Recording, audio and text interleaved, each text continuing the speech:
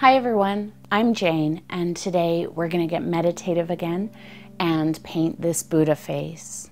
Before we get started, make sure that you hit that subscribe button if you haven't already so that you can paint with me every week. And then check out the video description below for a full list of materials that I've used for today's painting. Now let's get started. For today's painting, I am going to use my standard 12 by 16 inch Frederick's Red Label canvas, and I've just given this a coat of ultramarine blue for an underpainting. You can use whatever color you like. The reason I chose ultramarine blue is because my subject is going to have a lot of black, and blue makes a nice base for a dark black color, but also the Buddha face is going to have a lot of orange, a lot of gold, kind of warm tones, and the blue makes a nice underpainting for that. But if you have another color that you think would work well, go ahead and use that too. Now, to get our image onto my canvas, I am going to use the gridding method. Now, you don't have to grid if you're not comfortable with it. If you're more comfortable just sketching it onto your canvas or printing it out and tracing it on, that's perfectly fine. If you're intimidated by gridding, please don't be. I know it seems very mysterious and scary, but it's really quite simple when you understand it. And I will get a blog post out with a lot of details on gridding so that you'll be able to grid any image you see. But for now, you can download both of these images, the one with the grid and the one without, on my website in a PDF form. You can get them for free. There's a link in the video description below. So I have my image with my grid on it here on my phone, and each one of these squares represents 2 inches. So I'm going to draw this exact grid on my canvas. I'm using my chalk pencil. I'm using orange. It doesn't matter what color you use. I'm going to put my ruler up, and I'm going to mark off 2-inch sections.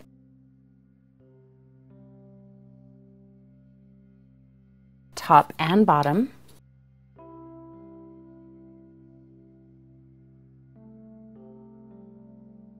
And then I'm going to connect them, and I'm going to do the same thing down the sides.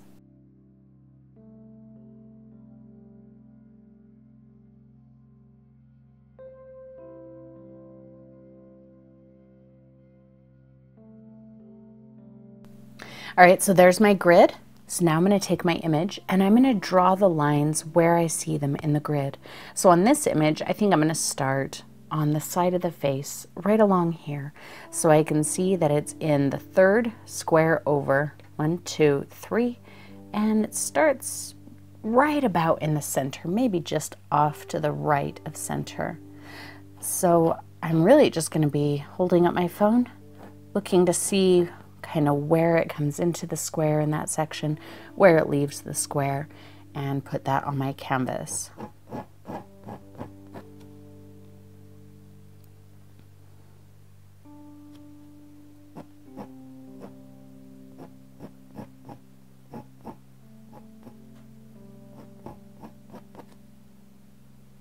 A little bit of the eyelid right there. Oh, I don't think I brought that in far enough. The nice thing about these chalk pencils is they're erasable, but also I'm going to be painting over all of it, so it really doesn't matter if I have to sketch around with these chalk pencils at all.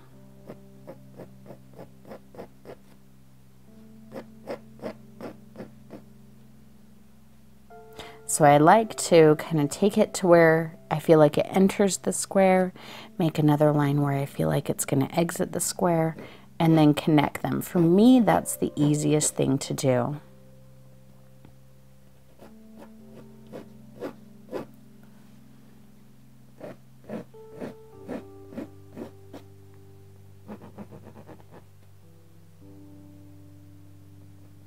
I know whenever we do gridding, there's always people who get really frustrated with it, but I think it's just because it's a new concept to a lot of us, and so we think that, you know, it's got to be difficult. It can't be as simple as it seems, and really it is. It's really just as simple as it seems. I'm adding in the eyebrow here. can change any of these lines if I feel like I kind of got them in a strange place later. I can come back and fix it. Let's see, that kind of cuts through like that. If you know how to grid, even if you're not comfortable with drawing, you can really put anything onto a canvas.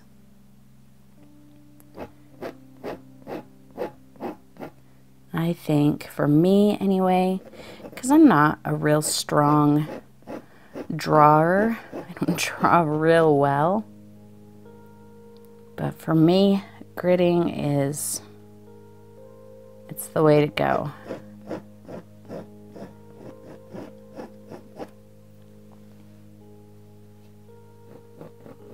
Just barely cuts into that corner there. Now it's a pretty simple shape, but there are areas where I've got a shadow that's pretty strong. And so I'm gonna add my shadow in there because I don't wanna lose it. So that's kind of a shadow area there.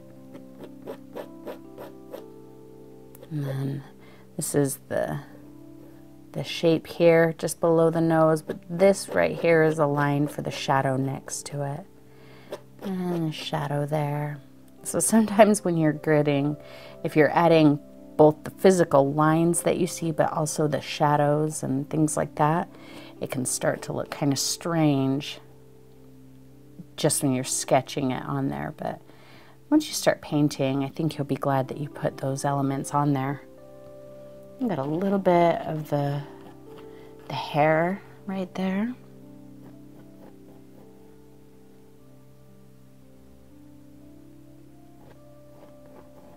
If 2 inches, if you feel like that's too big, that you're missing out on some details, then go ahead and make it 1 inch. And, you know, put 1 inch across here, but also make sure that you alter your image so it has a 1 inch square or a 1 inch grid pattern on it. And I will also link in the video description below to an app. There's a free phone app that you can use to get a grid on your image. And I don't know if it's available on Apple. I know that it's available on Android, so that's what I'm going to link to you. That's what I tend to use just because it's easier than trying to get it onto my computer and, you know, gridding it on my photo editing software and then putting it back onto my phone. So this program that I use is pretty simple. That's just the shadow coming down the side of the nose.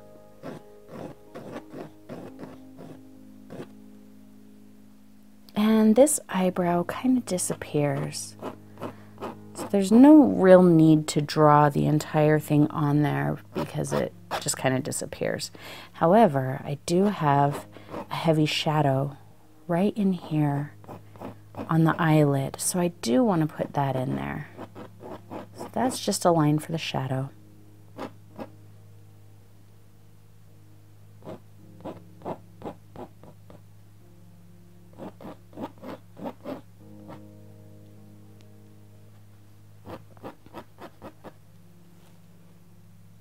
We have another bit of, this is a pretty soft line, but I want to make sure that I have it in there.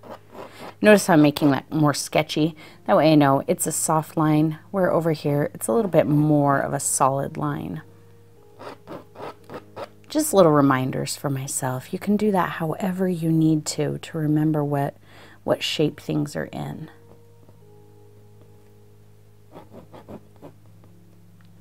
I think we are probably going to do more gridding as the season goes on.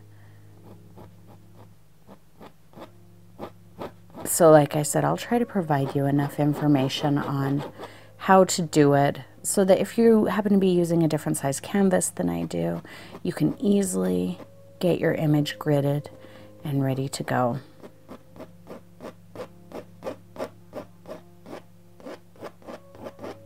Just kind of a soft line there for the shadow on the cheek.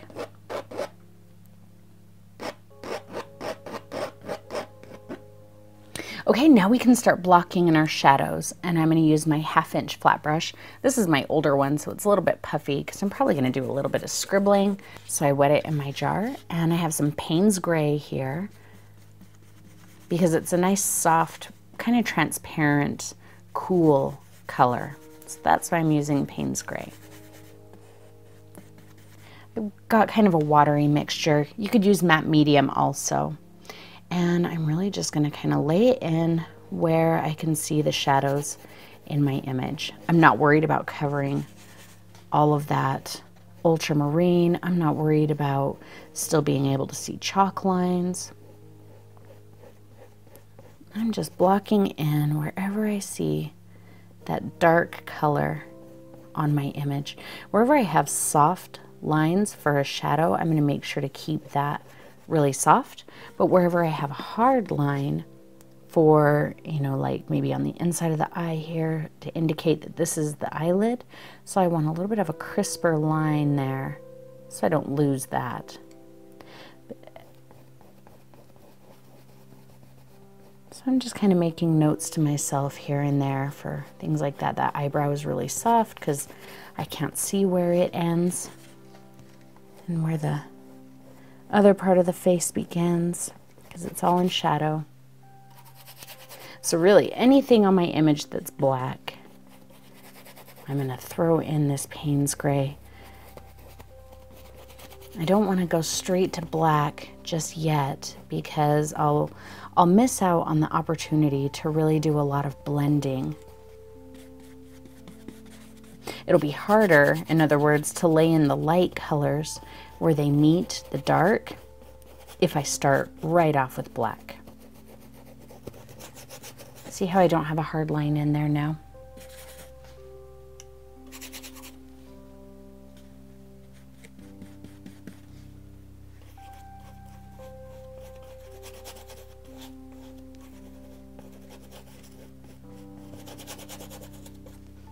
So this is another one of the meditative paintings that I've been wanting to do this year. So I feel like because it's a Buddha image, that's kind of perfect for our talk of, you know, letting art be meditative. But also it's kind of a reminder of that. So when I'm painting the Buddha, I can't help but, you know, feel relaxed. It really seems quite, you know, the opposite of what you should be doing if you get stressed out and frustrated when you're painting Buddha. So this is my second Buddha painting, and I'm actually doing this one because I shared on Instagram anyway, I shared a Buddha painting that I did while I was on break. It was just a painting that I did for myself, you know, to kind of have some meditative me time, and I got a lot of requests for it, but that one was a little bit more intense than this one, and you know, I worked on it for several days, so I didn't feel like that was going to be one that I could really bring to a tutorial and do justice to it. So I found this image, and it was a little bit more simple, but you know, equally powerful, I felt like. So I thought this would be a nice compromise. Still just laying in those shadows. I'm not overly worried about them being just right. You know, if my shadow gets too big, if I put it in the wrong place, if I miss putting a shadow in somewhere where I need it, I'm not worried about any of that because, you know, first of all, we're layering, and second of all, we're being gentle with ourselves while we paint. There's no reason to get upset. I'm just kind of scribbling in a little bit of this color where I see some areas that might have, you know, a little bit of a darker tone to it. Maybe just a little bit in here. Because this Buddha picture looks like the image is it looks like it's made out of rusted metal to me. So it's got some texture, it's got some patina.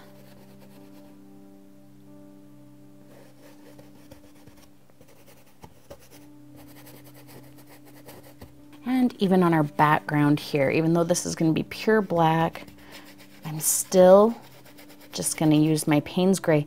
But unlike the rest of it, I am going to make nice crisp edge.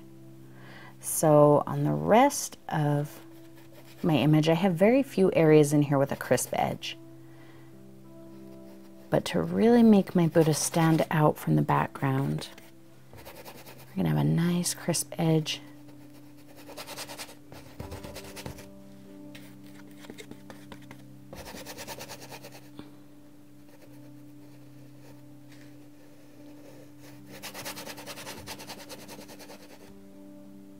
Oh, I missed a little spot in the eye right there.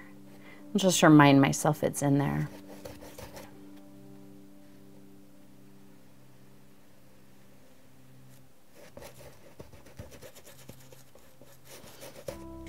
And look at that. If you've come this far, you could almost just call that done, couldn't you? Just say it's kind of a study or almost an abstract Buddha painting. But you can already see the highlights and the shadows, and I think if anybody were to walk past your easel right now, they would know exactly what you were painting.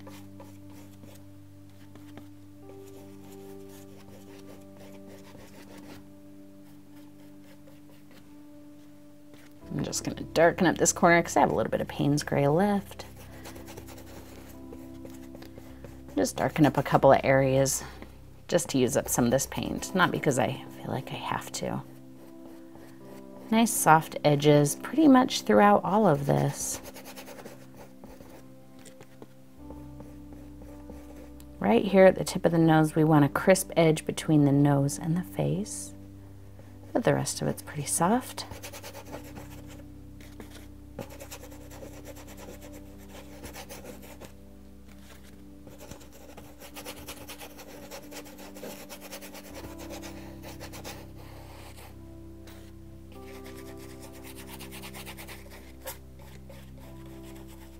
All right,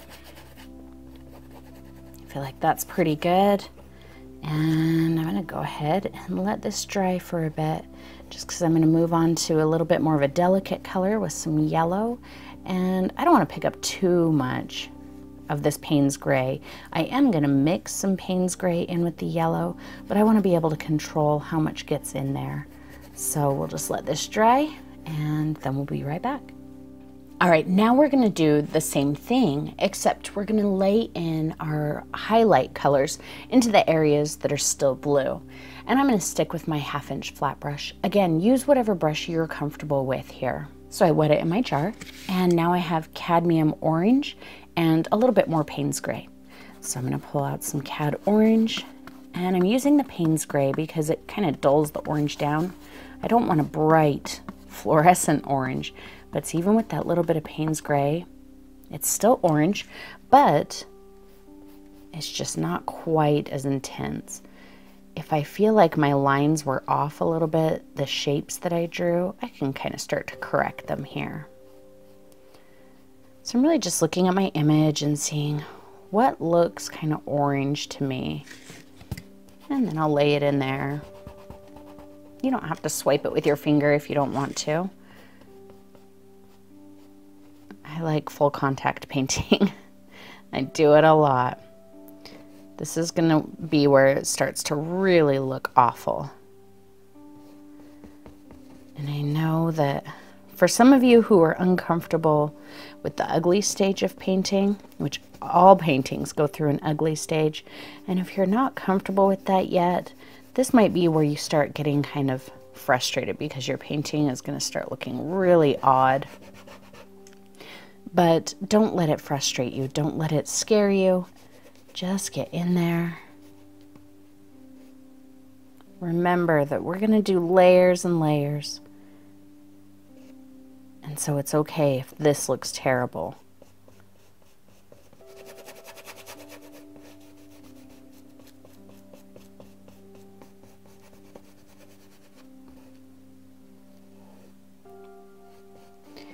The number one reason I think that a lot of people have fear when they're painting is because we're not sure if we can fix anything.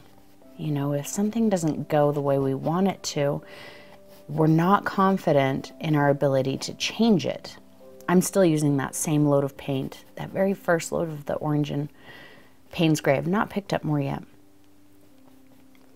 But you really can fix just about anything, and if you can't fix it, there's no harm in starting over. I'm keeping that line there pretty soft, not because it really matters at this point, but it's just to remind myself that that's where there's going to be a soft transition from the shadow to the light. Over on the other side, I do want a hard line because this is where the nose overlaps the other side of the face, from our viewpoint anyway. So just go into this with the confidence that anything can be changed. Anything can be fixed. Even if you don't know how to fix it. Because here's the thing. If you don't like something that you painted, if something is messed up and you think, oh, I don't know how to fix that, but this is terrible, I'm going to have to start over, or I've ruined it. If you already feel like you've ruined it and that it's about as terrible as it can get, then there's no harm in trying to fix it, right? I mean, if you already hate it and think you've destroyed it, it can't get any worse, right? So it can only get better. So you might as well try and fix it and just see what happens. You never know what you'll learn. See how I'm just kind of looking at my image and noticing where I see little bits of orange color. And that's kind of where I'm laying this. And just like when I laid in the dark, I don't have to worry about, you know, laying in too much orange or orange in the wrong place or any of that. Because this orange is really just setting the stage for everything else, just like the dark set the stage for everything that's going to come on top of it.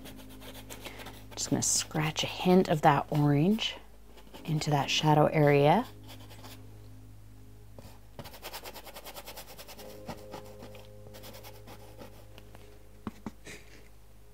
Let's keep a nice crisp line right there so that we can remember that that's where the eyelid is, and that is not the right color.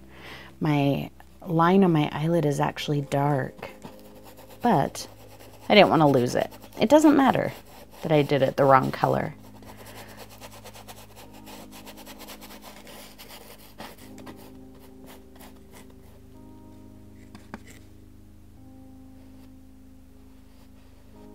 I will end up going down to a smaller brush in just a little bit.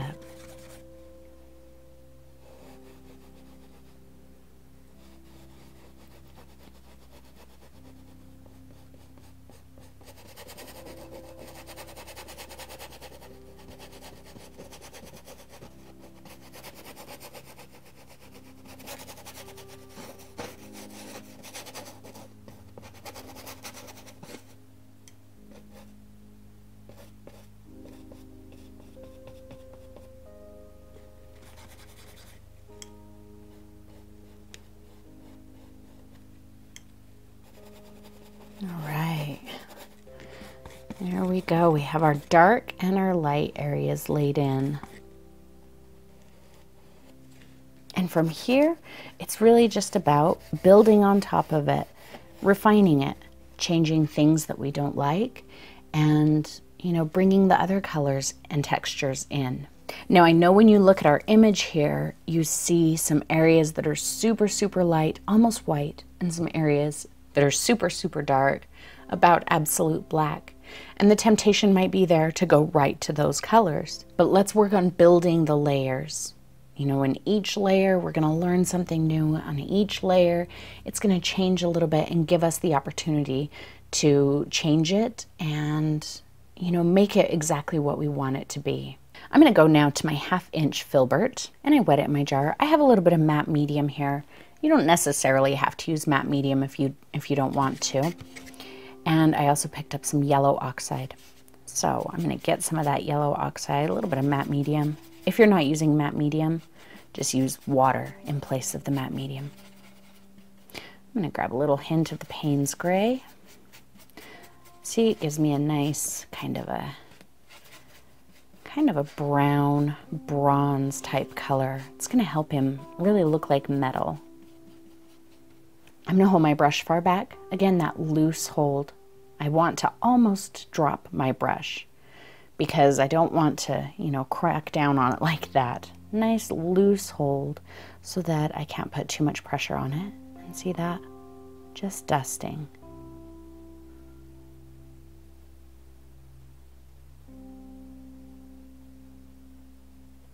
I'll zoom you in there so you can see my texture. Again, holding it very loosely. Just the tip of the brush, see? It's not bending. Not much, just a little bit. And just kind of depositing this color in little cross hatches. So about 1 inch, 3/4 of an inch. And I'm going in all kinds of different directions. Just kind of focusing on putting this color in that area on the forehead where I see a nice bright spot in my painting, or in the reference image. I'm not worried about the blue. I'm not worried about the blue at all. If I were worried about the blue and didn't want to see any of it, I wouldn't have put it there in the first place. That blue is really going to work with the orange and the yellow to keep them from being too bright. Help me maintain kind of a rusty look. Zoom you out there a little so you can see the full forehead. I'm going to keep going with this. I have not picked up more paint. This is still that first load of paint that I picked up. But I started in the bright area, so that's where I deposited most of it. And now that I'm working back toward this dark area where I don't want much of it, I'm getting very little of it, which is perfect. But I did have to pick up just a tiny bit more.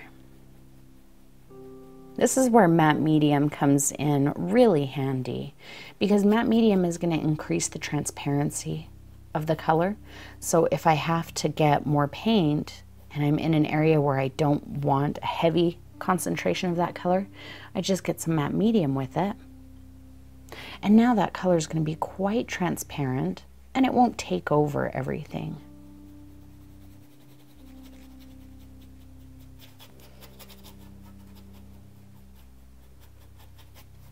I'm just going to add a bit of it through here because we do have a little bit of a reflection in this shadow that goes almost all the way back.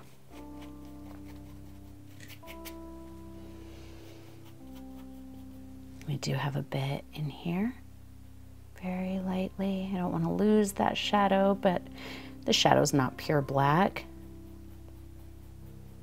Maybe let's throw a little bit of that orange with the Payne's Gray in there too. I didn't clean off my brush. Chances are, as I go through here layering, I'm not going to be cleaning off my brush much, if at all.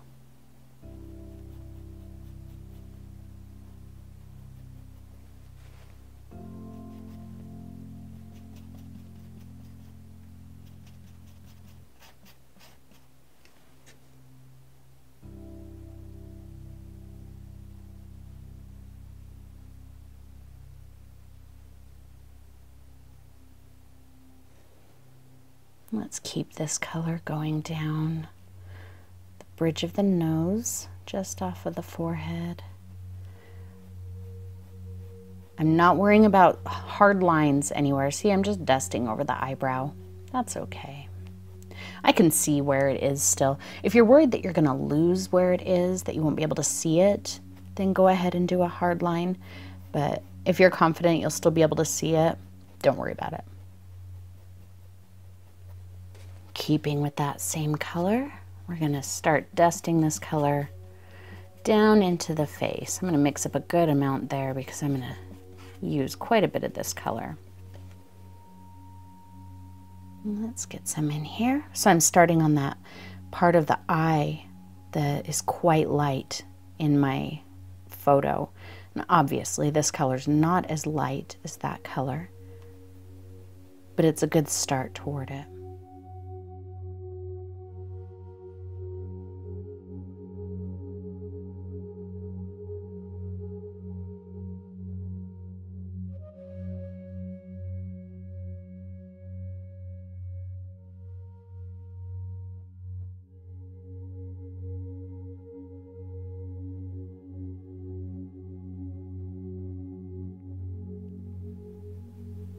One way to make a painting a little bit more meditative, I find, is to do the exact opposite of what I usually tell you to do.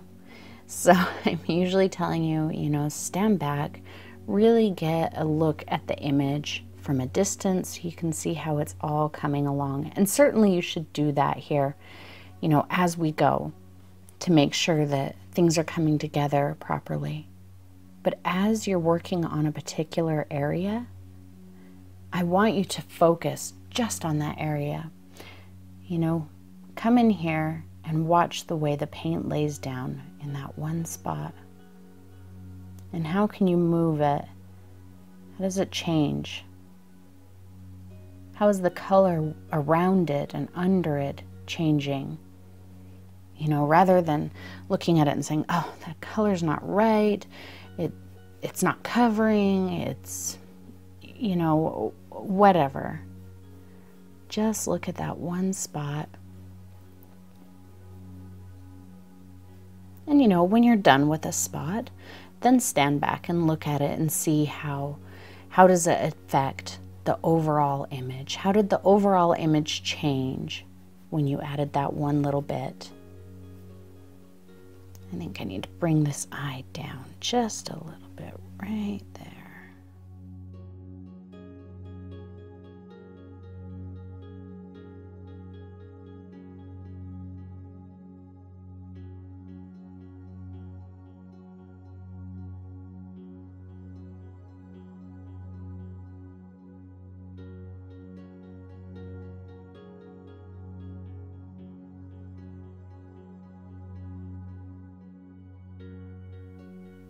Try to keep your image handy so that you can tell, where it is that you're going. So like I had this heavy black line here, and if I'm not paying attention, I could easily confuse that for the inside of the eye, but it's not. It's a shadow under the eye. And you don't want to get lost and, start making weird decisions that are going to completely change the shape of your face. So just keep that image handy. I'll try to have it up on the screen when I can, but there's not always room for it. And sometimes, the reason I don't put my finished image on the screen is because I do work in layers. So if you know what the finished image looks like, this finished painting, but you're watching what I'm doing here, you might get confused or think that I'm pulling your leg, and you might try and skip ahead and say, my paint, I think it should be lighter because the finished painting is much lighter there, and then you're going to skip everything I'm doing here and go straight to the light colors, and then I think you'll be frustrated. Again, just dashing some of that lighter color through the shadow in here, because there is a little bit of it. Nothing real specific. A little in the nose here. Nice light. I don't want that hard line in there. I got a little bit of a hard line on the top of the nose, but we're going to be adding some layers. Another thing you might notice on my painting is the bridge of my nose here, the highlight is much wider than what we have in the photo. But notice I'm not worrying about that right now. So I don't want you to worry about it either if yours is looking like that.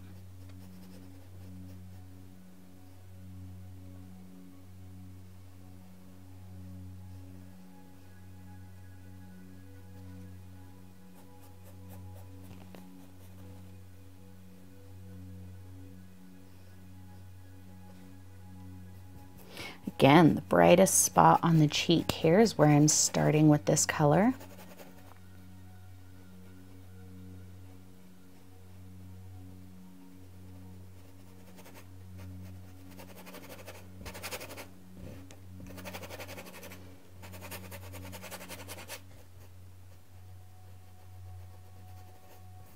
Get a bit in there.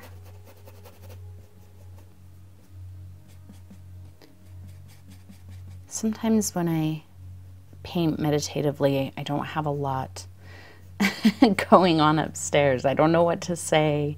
And I think that that's why I haven't done very many paintings, you know, meditative style paintings in the past, because you guys, I don't want you to get bored if I'm not saying anything, if I'm not giving you any instruction. But when I paint for myself, this is pretty much how it goes. So how are you feeling about it so far? I think that this is not a terribly difficult painting. You know, it's just one of those ones that you have to give yourself patience for. If you don't give yourself the patience to, you know, spend the time on it that you need to, then you might get frustrated because you'll try and cut corners or do it quickly, or if it's taking longer than you feel like you should take on it, you might get frustrated with yourself. Notice I'm not worried about going outside the line there because that's all going to be black later. So I just want you to be patient with yourself. That's it. It doesn't matter how long this painting takes you. If you want to accomplish it, it will take as long as you need it to take. If you finish it in an hour, that's great. If it takes you 3 days, that's great. If it takes you 3 weeks, that's great. But if you want to accomplish it, it needs to take as long as it needs to take.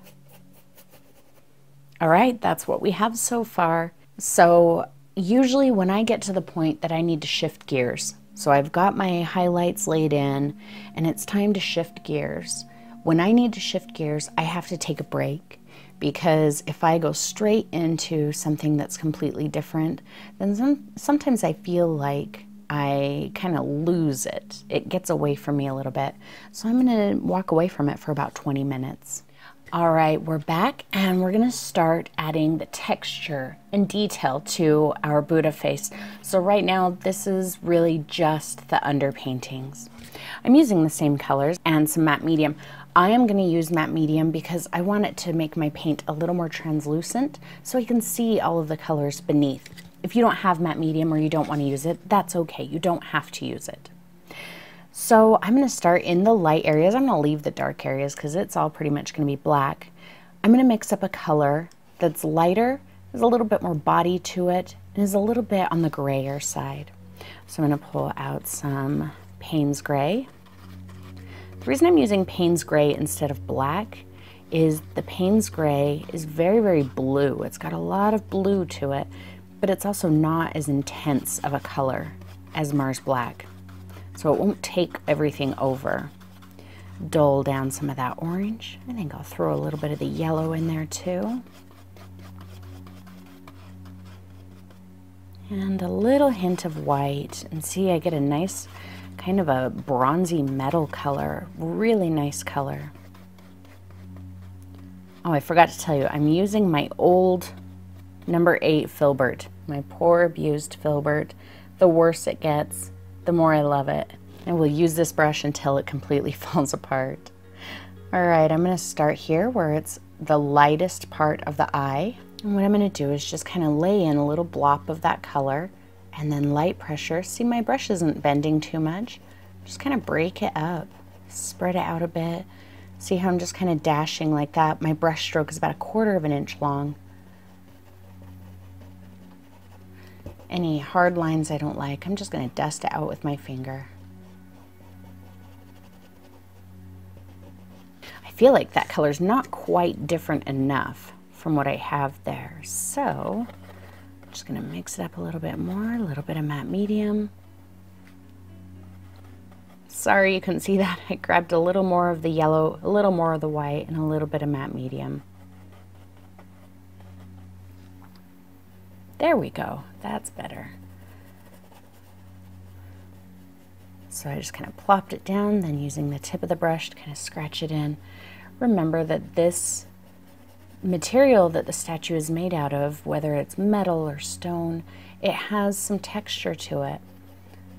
So we don't need to have a perfectly smooth, you know, blend. We can have some little lines and little bits of texture. Don't be afraid to pull that color down, even though you think, well, I'm going to have it be lighter or darker right there. That's okay. Let's get that same mixture going on the lightest part of this eye.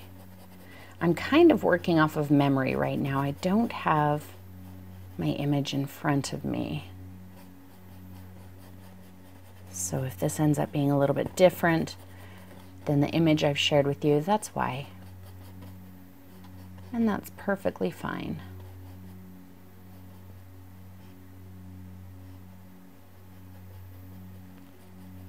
See, I kind of used that flat texture to lace them down and then just kind of spread it out from there. All right, I'm essentially gonna use that same color all over, kind of focusing it, like I said, where I feel like it would be the lightest. And then we'll move on from there. So I'm going to use the same technique like I showed you, where I kind of lay down a little splotch of it, and then up on the tippy toe of my brush and just kind of spread that color around a little. Occasionally I'll use my finger to smooth out a line or blur it. But remember, I'm not trying to cover up everything beneath it. I put everything beneath it for a reason.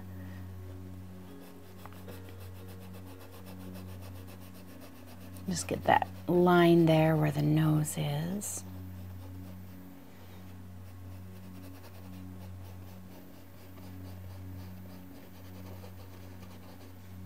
You can even pick up just a little point of matte medium all by itself if you like. That kind of helps to smooth something out and thin the color down if you feel like the color was too thick, too bold. Like if that covered everything under it, if I didn't want that to happen, I could pick up a little point of matte medium and come back and kind of scrape some of it up and spread it around a little.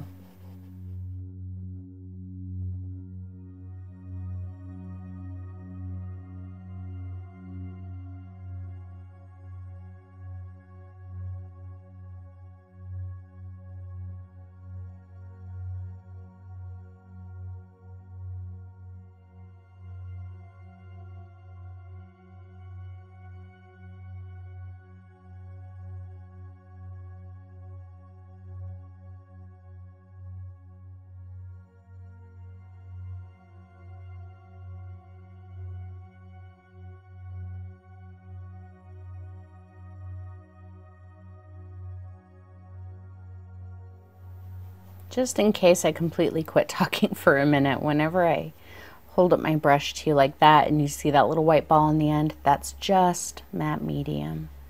If you're using water instead of matte medium, you would just pick up a tiny bit of extra water. Don't let your brush be drippy wet. Just a little extra moisture.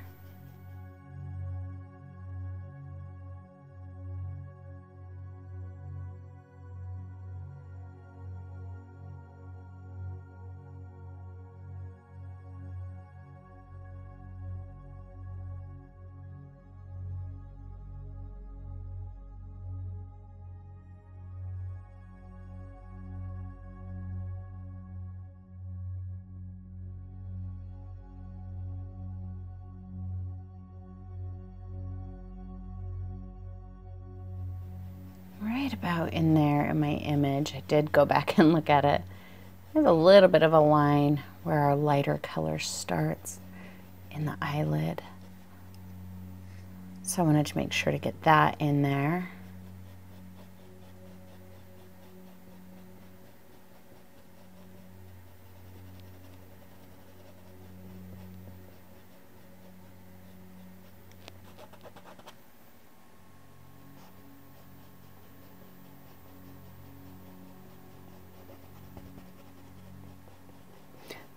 So the name of this painting is Don't Be Impatient. You know, don't try to get down the perfect color all at once, all in one layer. Sometimes I see paintings that we do like this, and you know, somebody will tell me that they had a hard time, they don't like the way it turned out, and I look and it almost looks like the paint is very thick, like it was applied all at once, you know, like there weren't any layers. And I think that working in layers, thin layers like this, it really does two things. First, it takes some pressure off. You don't have to get it right the first time. You can work in layers, and if one layer isn't right, it's okay, because you're going to cover it in another layer. So that takes a lot of pressure off. But another thing that it does is it builds depth. You know, you get a bit of a look that you might not get by adding one solid layer of color. So I know that sometimes we don't have the patience to work in lots of thin little layers. We just want to get it done and move on with our day. But, you know, that's why I use these as kind of meditative paintings. Not so much as productive paintings, because I can come to it whenever I need to. I can work on it for, you know, 10 minutes to 6 hours and just enjoy the process. I don't have to worry about it being done in a certain amount of time. None of that. So just like I mentioned last week in last week's video, you know, just be patient with yourself. Give yourself the time you need to accomplish it the way that you need to, the way that you want to.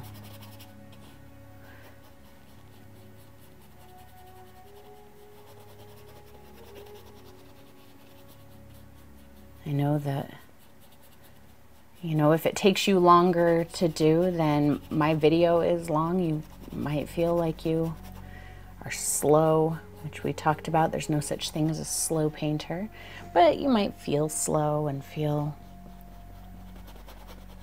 you know, inadequate. But what I will tell you is that this is actually my third day of filming this video. So I've been working on this painting now for 3 days. And that's because when I paint meditatively like this, I have to. I can't sit and work on the same painting from start to finish when it's, you know, something that I'm using to kind of meditate with. I absolutely have to take my time with it.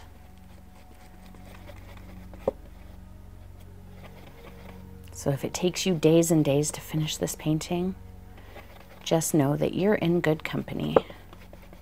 And remember, guys, just like always, whenever I mix up my color, it's going to end up being a little bit different. I'm not worried about that. I'm just trying to get roughly the same value. So the value refers to how dark or light a color is. So I'm trying to make sure that I get a similar value. Other than that, I'm not worried about it.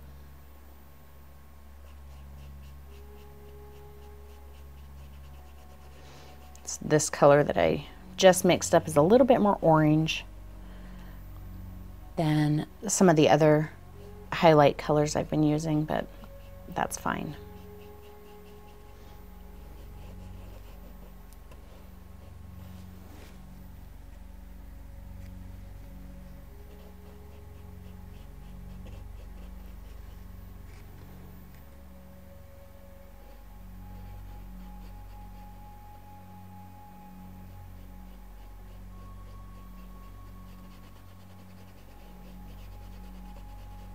I'm trying to decide if I'm gonna bring another color in for my mid-tone areas. I kind of feel like I might want to, but we'll play around with color mixtures and see. I may decide to do it, and I may decide that it's fine and just use the exact same colors that I have on my plate. Just a very thin version of that same color. I just thinned it down with quite a bit of matte medium, so I can still see those colors and textures under it. Same thing here, that same thin. I don't want to lose my shadow there, but if I do, it's okay. I think I might bring in a little bit of burnt umber. All right, I've got some burnt umber. I haven't cleaned off my brush. Again, I probably won't. I'm just gonna mix that same color into some burnt umber here. Maybe I'll drab it down with a little bit more Payne's gray. Just mixing until I think a color looks about right. I'll try it out on my canvas. If it's not right, I'll change it. But I think that's pretty good. Nice cool brown. And I'm gonna start laying it in where I've got a little bit of some darker highlight. You know, not all of my highlight is bright and close to white. Some of it has a little bit of some darkness into it. And that wasn't quite dark enough. A little more brown and Payne's gray. Same thing, kind of dab it down and then just break it up with the tip of my brush. There we go, that's better.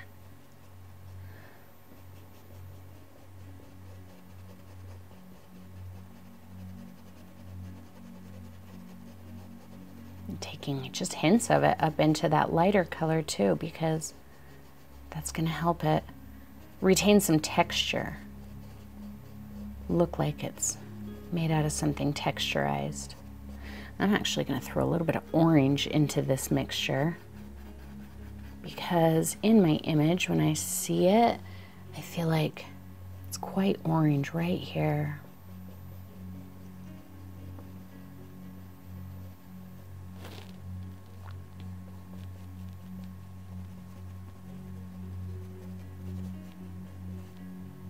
There we go.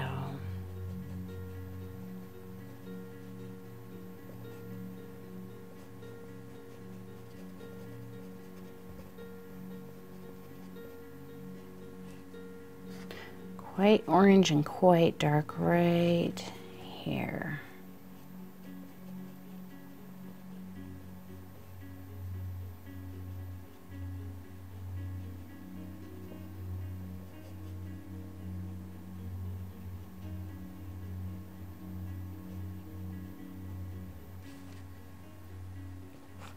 So lay down that little blob, break it up.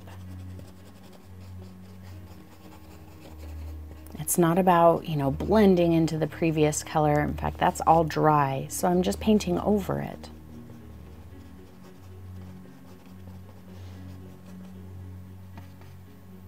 Still using that black, or the Payne's gray, brown, orange, matte medium mixture.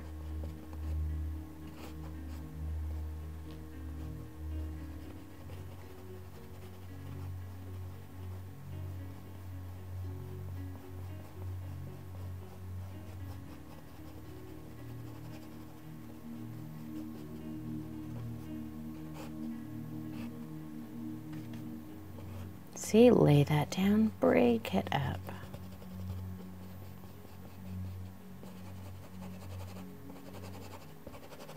Now you know exactly why this brush is so destroyed. I should start calling this my meditation brush, because it's pretty much, it's why I use this brush really. You know, when I'm painting like this, I want to be able to just lay the paint down however I want to lay it down. I don't want to worry about, you know, am I gonna ruin a brush if I scrub a little bit with it? I don't want to worry about things like that because it's going to prevent me from accomplishing the painting the way I need to.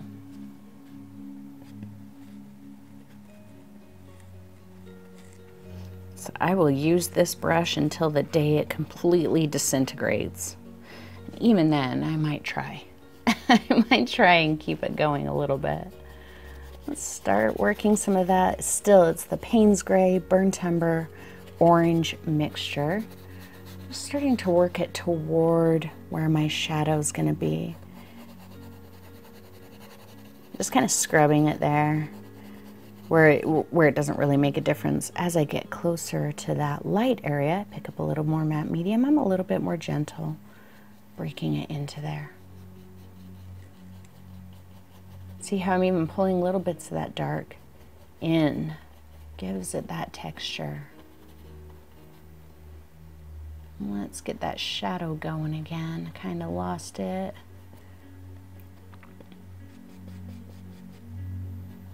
There we go.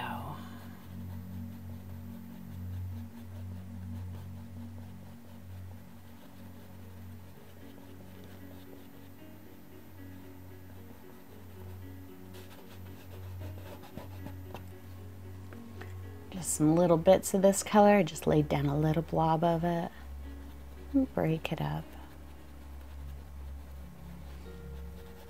I'll zoom you in here again in just a minute so you can watch that process up close again.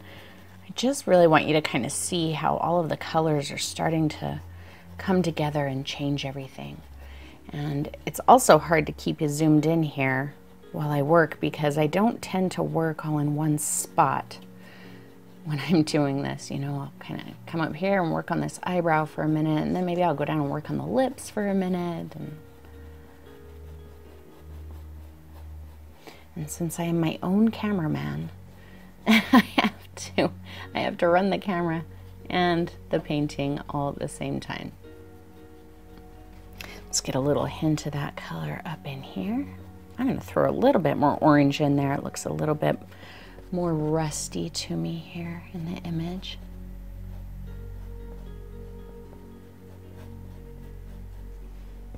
And the transition here is pretty slight.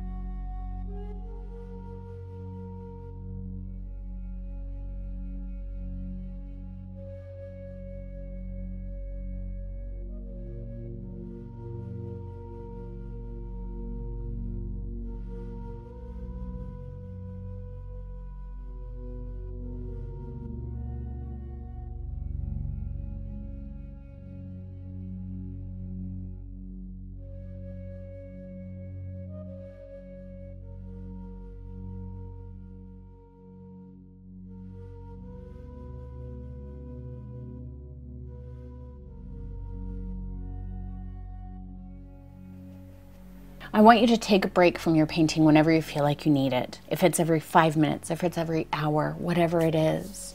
I kind of feel like I need a little bit of a break right now. And partially that's because I know that like this eyebrow area, it's not looking so hot. I'm really not worried about it because I know I'll be able to fix it. But I can sense myself starting to focus on it, and I don't want to try and fix it right now because I'll just mess it up more.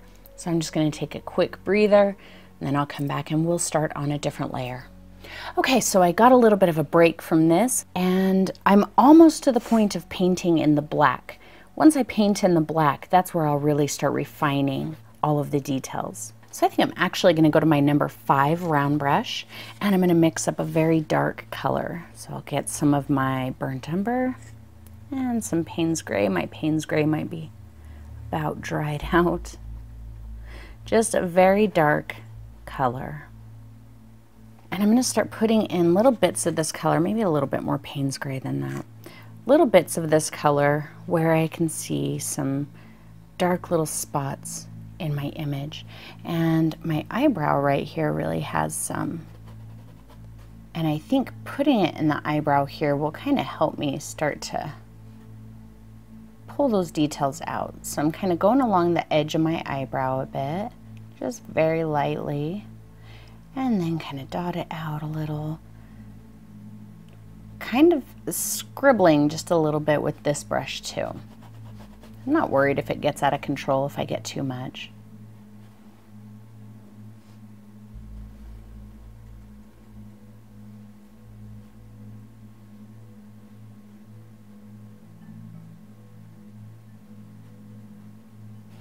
There's a little bit even down in here.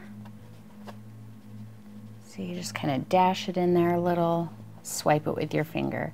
This is pretty much how I did all of the texture on that other Buddha painting that I showed you. I spent a couple of days doing just this texture, so we're not going to do that here quite as much, but you could, you know, if you have the time and the patience to do that, and you think that that's going to give you the look that you're wanting and that you're going for, then absolutely do it. I love the look that I get from it, but this video is already quite long, so I think I'll keep it to a minimum today. Let's start to work a little bit of that into this area. So we're nice and dark there around the left-hand side. A little bit around the bottom, and then just kind of break it up. That little dotting, kind of a stippling texture. I'm kind of going like this. You know, I'll make a little bit of a line, but then I kind of break it up just with some dotting texture like that.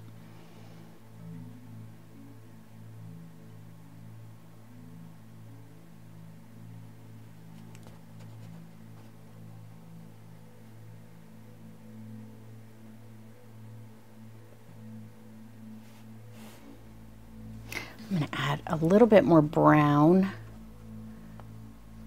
maybe just a tiny poke of that yellow oxide.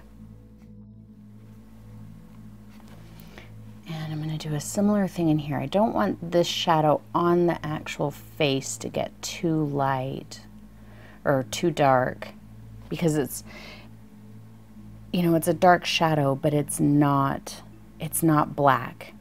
It's not as dark as some of the other shadow areas.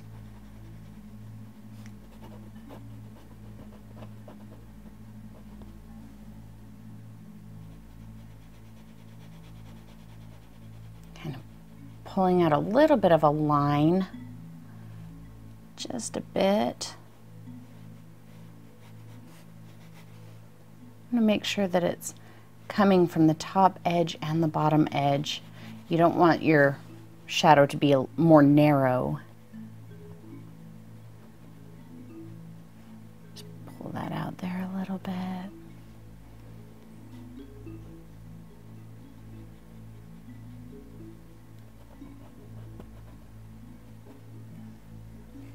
Let's get a little bit of that black-brown mixture. I'm sorry, Payne's Gray. I'm not using black. If I say black right now, I mean Payne's Gray. But it's a little bit of that Payne's Gray burnt umber mixture.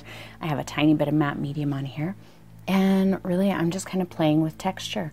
Still just using the very tip of my brush. Kind of dot some down a little.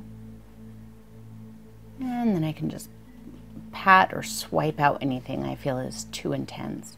Do you remember before, we've talked about it a few times, where I said, almost pretend like you're writing in cursive. You know, like you're using your paintbrush like a pen, and you're trying to write in fancy cursive. So that's kind of what I'm doing here. I don't want this heavy texture everywhere, just in a few places. Let's get a little bit here.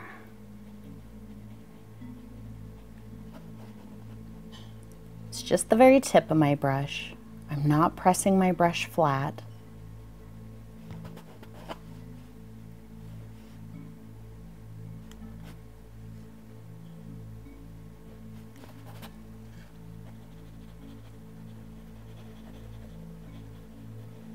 It's another one of those ones that if you want this brush to stay nice, if this is a nice brush with a nice point and you want it to stay that way, you probably don't want to use it for this technique.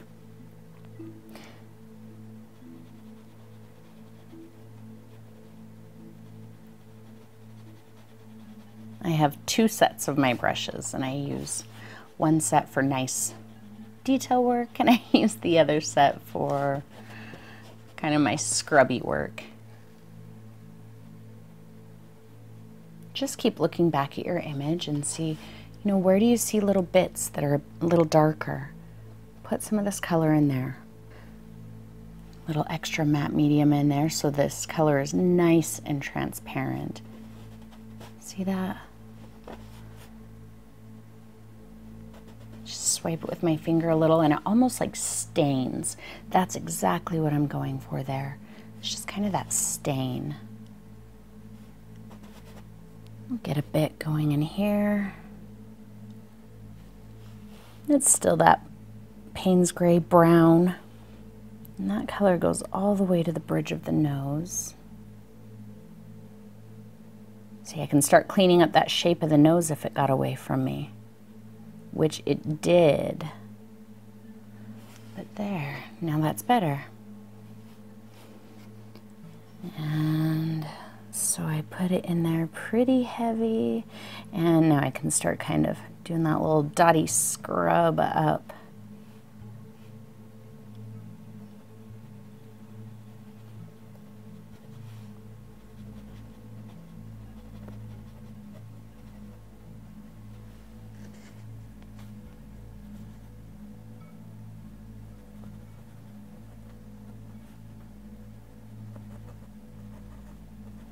If you don't have any brushes that you're comfortable kind of scrubbing with, you know, if all of your brushes are nice and you don't want to damage any of them, go to the dollar store and buy like just a cheap set of brushes at the dollar store and use those.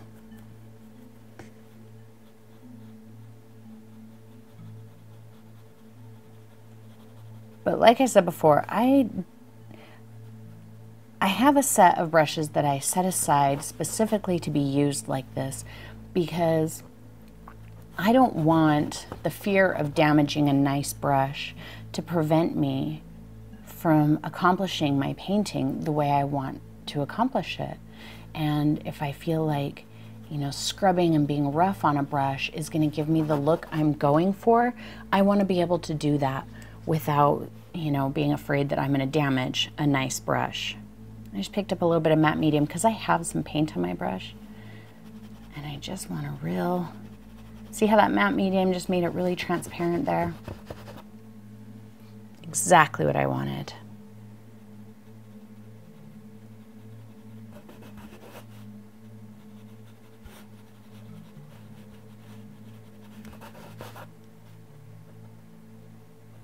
Just Payne's gray here, that's all I picked up. I'm going to start working on this shadow. So the shadow is quite heavy, quite thick and dark.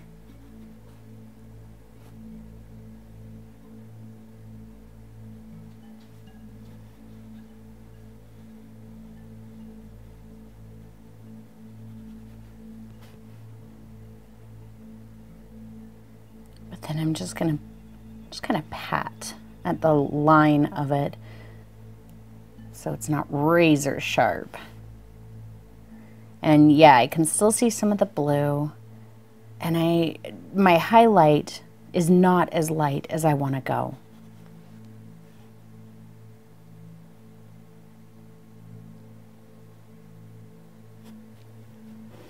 But I feel like we're getting there. That's just a little bit of Payne's gray in very small daubs. Just the solid Payne's gray, no brown in that.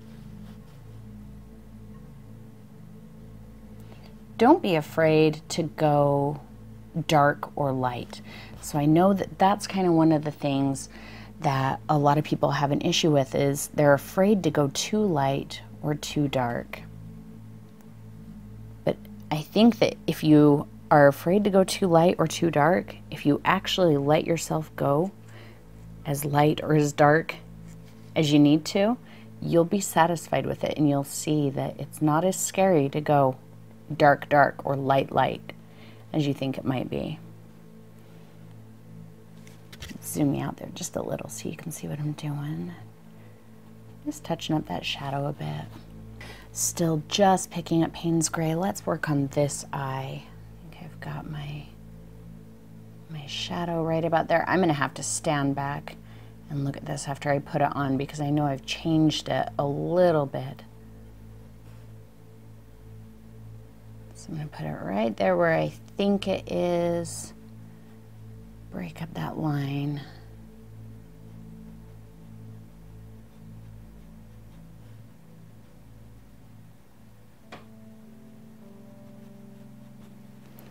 A little bit of brown in there now to start transitioning it up into this lighter area.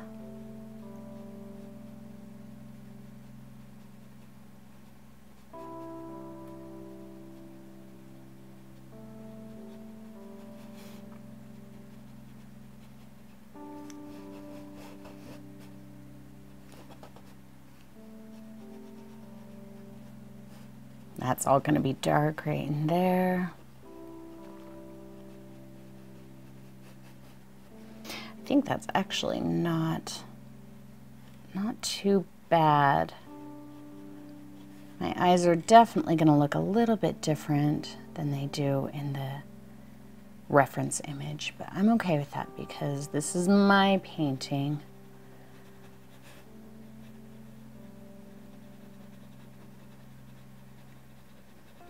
It's really what I'm doing here. So I'm kind of scrubbing with that Payne's Gray right here on the edge.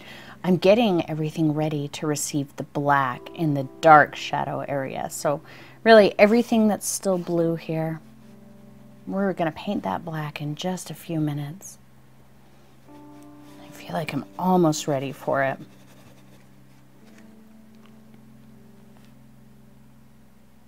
Payne's Gray right there. Start getting that nice dark shadow under the eye.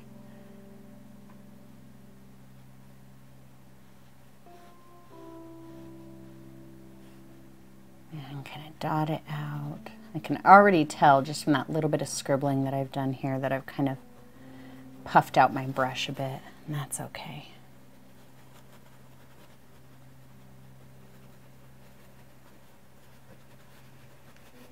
So what do you think? Can you see it starting to come together? I'm really starting to be able to see the look that I was going for. And I know that as soon as I get that black in there, it's going to be much closer even. Right now I'm still just using that Payne's Gray matte medium. And remember how I said that the bridge of my nose was too wide, but I wasn't worried about it? Well, that's what I'm taking care of right now. Just kind of dotting and scrubbing a little bit of this Payne's Gray right over that edge. I can take it in a bit more if I need, because remember it's kind of textured, maybe some metal. So I don't need anything to be real smooth. I mean, unless you're going for like a brass look, then you might want it to be a little bit smoother. Just picked up a little bit of burnt umber there.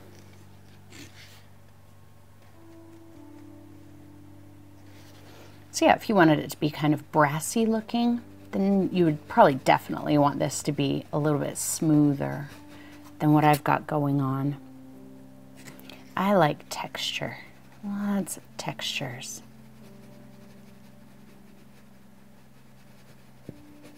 Over that edge of the nose there. Right in here in the lip, I did add a little bit more burnt umber because in our image, this is not, you know, super dark. It still kind of has that warm brown metal look right there.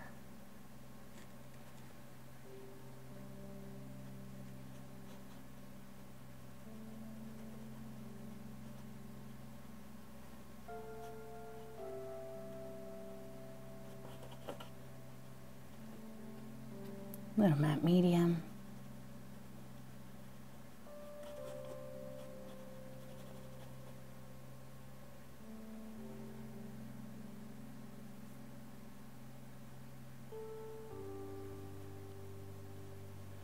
The lips are really just kind of suggested. So I just put that dark color in there, a little bit of matte medium to just kind of blur out the line.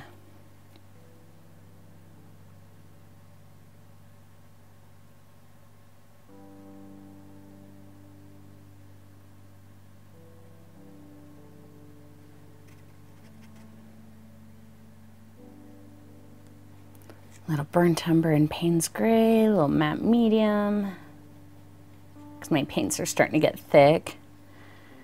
And we've got quite a bit of that dark going on right in here.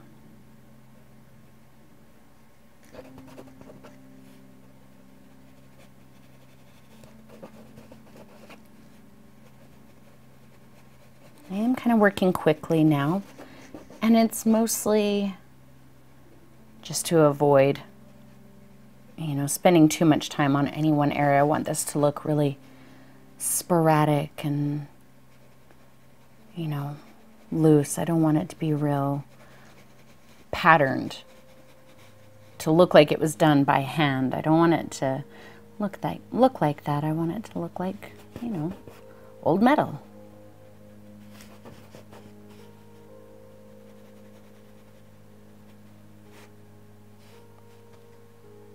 Just a little Payne's gray and matte medium there.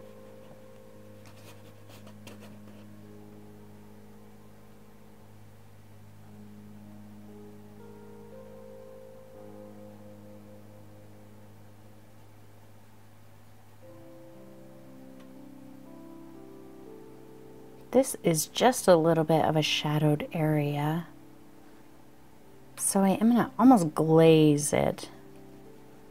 I just have a little bit of that color on my brush, but I picked up some matte medium, which kind of thins it down. There we go. Just so it's a little shadowier right there. And then we'll just roll some of that off, pick up a little bit of my orange, my matte medium again, because it is kind of bright right in here.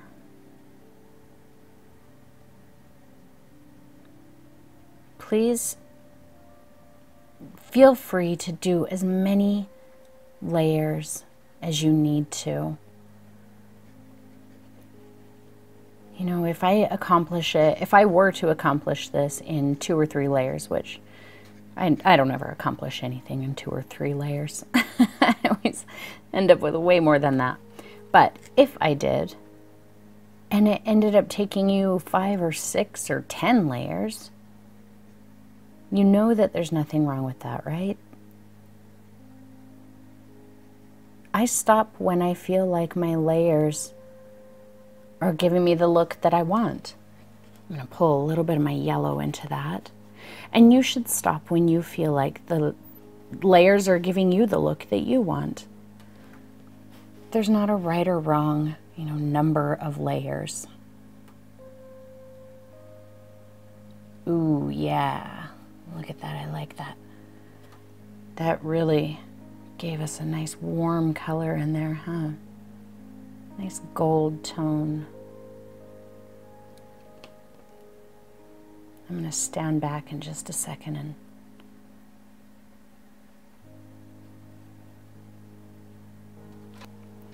we're getting there. I'm sticking with that really warm color with that little bit of gold in it, just to kind of pop a couple other places. See, I'm taking it into that dark color even. I have a bit of a highlight in my image here, but my eye was quite dark in there on my painting.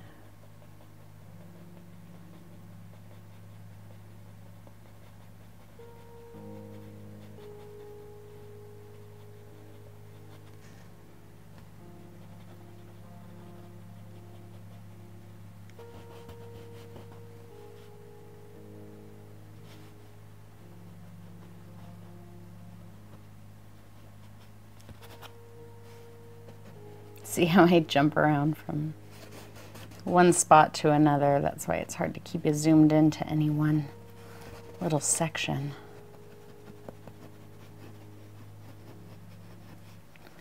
Just kind of scooting that around. Still that gold color.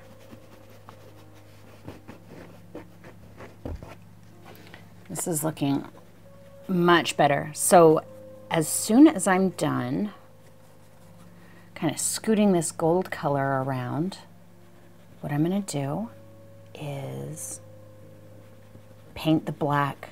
I'm going to put the black on. Once I'm done with the black, then I can come in, kind of see everything for what it is, kind of check my values, and then I can add my lightest values, maybe just touch up a couple of things, and I think I'll be about done. Now, just because I say that I'll be about done doesn't mean that this video is almost over. It's probably got another hour. This is going to be one of those long ones where we, spend a lot of time working on little things.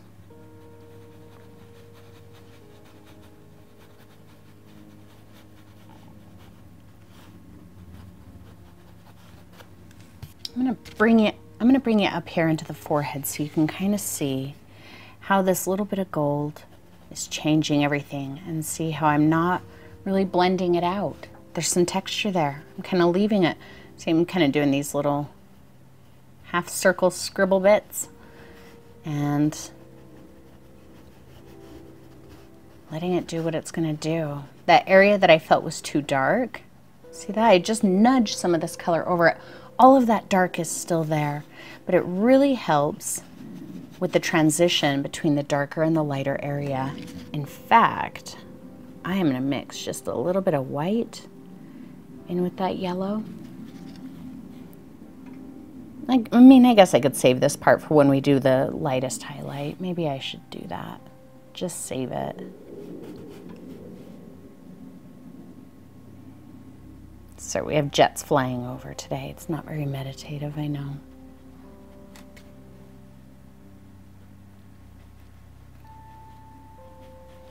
That is about the color that I'm going to come back and do after we do the black background. So I think I'll wait on that.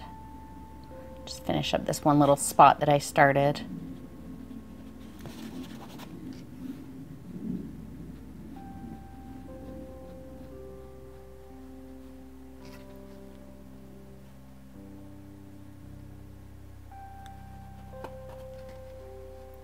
Back to just that gold color. And see, you can still see the blue. I still haven't covered all of that blue, and I won't. I will still have some of that blue here and there in my completed painting. But what I think that blue will do is it kind of counters the orange, keeps the orange from being too intense, and I think it helps add to the look of metal. Just a bit of this brighter yellow right in there. Down into this cheek a bit. Particularly right in here. I want that to stay nice and warm. Really golden right there next to the eye. That's going to draw your attention to it.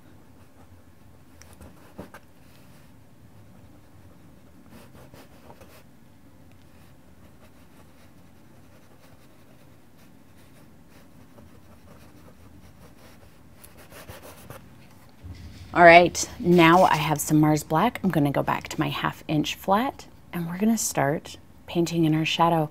I'm going to start over on this side. Just a nice heavy black layer. But you know what?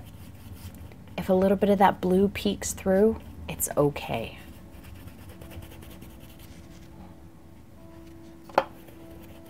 Do this part with intention.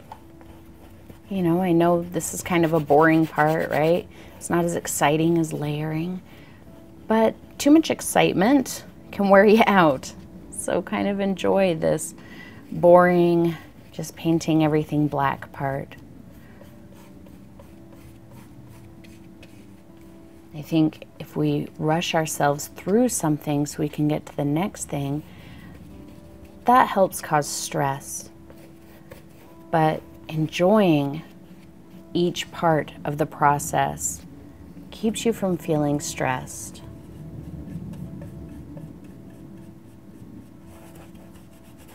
And just enjoying the way that black is making the blue disappear. And, you know, I haven't allowed myself really to take these long, fluid brush strokes throughout this whole painting. So that's kind of a nice change of pace.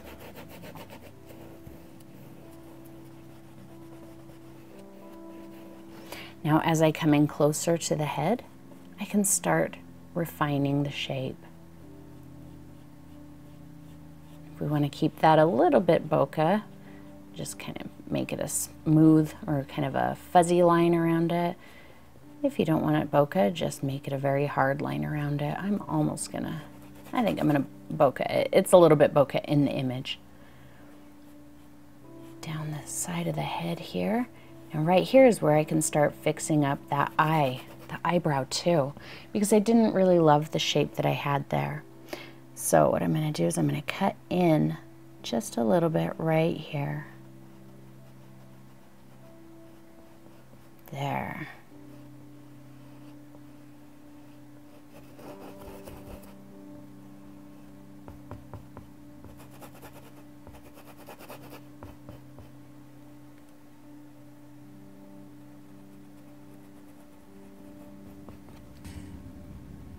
Right here under the eye, I can make sure that the eyelid has a nice shape to it. I feel like the shape of the face got away from me a little bit. It got a little flat looking right here, so I'm going to bring it in a little bit tighter right at the bottom. So we have a nice rounded shape there.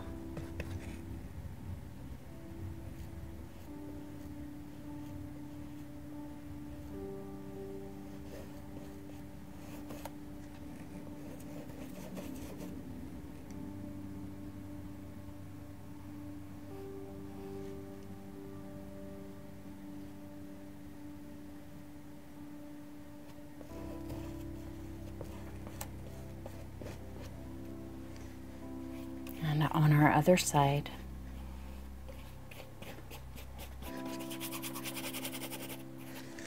Now here, I want you to be a little bit careful as you come into, the lighter part. Let's use the Payne's gray to transition between the black and the lighter area. So in our image here, notice I've got the shadow. It actually moves into the cheek a lot more than what I've got set aside here. So I don't want to take this black all the way into here. I'm going to take my black right about here and then just with the tip of my brush kind of feather it so I don't have a hard line.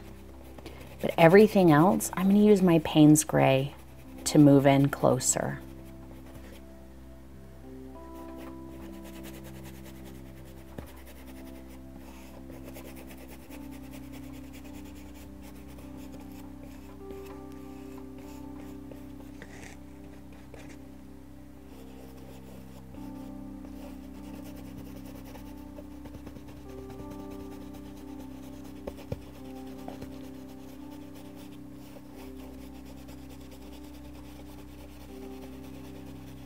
If you don't have Payne's gray, what you can do is mix like an equal amount of ultramarine blue with burnt umber.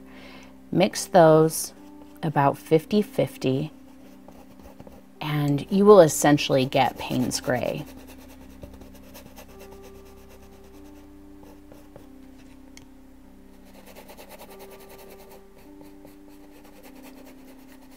But I would do that beforehand. Maybe take an old tube of paint that's gone or some kind of a little container and fill that with your mixture, because you don't want to try and be mixing ultramarine and the brown and all the other colors that you're going to be using at the same time. Mix it beforehand so you don't have to deal with it later. Completely black up here in this corner, and that light scrubbing motion here. See just the tip of my brush. And we'll transition with Payne's Gray. We really are almost done with this painting. We're gonna move on to the details after we get the Payne's Gray on here. And we're gonna be done.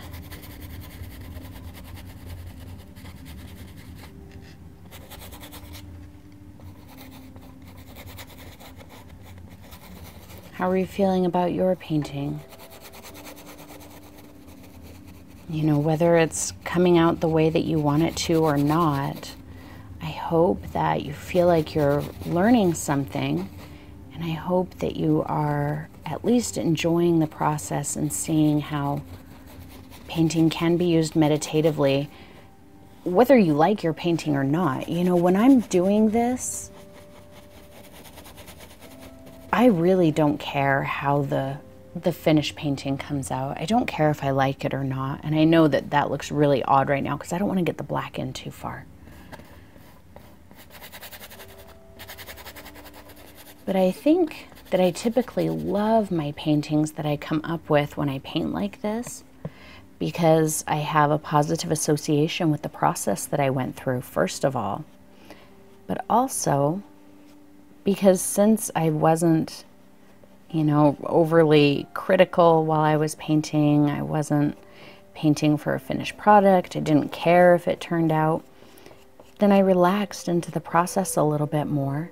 And I think ultimately I end up liking my painting more when I do. I have a little bit of a bump. Where was it? Right here.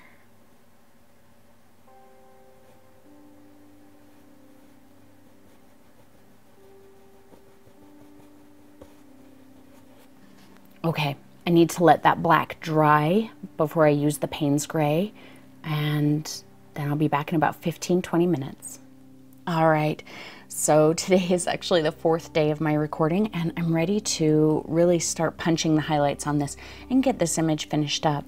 I'm still using my number 5 round. I wet it in my jar a little bit, and I'm gonna mix up a very pale color. It's gonna be almost white, but just kind of an off-white. So I'm gonna grab a little bit of Payne's Gray. Let's grab a little bit of the yellow oxide. I wasn't sure what colors I wanted to use, so I just put out a couple of them. I like that. It's just kind of off a little bit. Mix it with some white. See, so it's just kind of a grayish color, but very, very pale.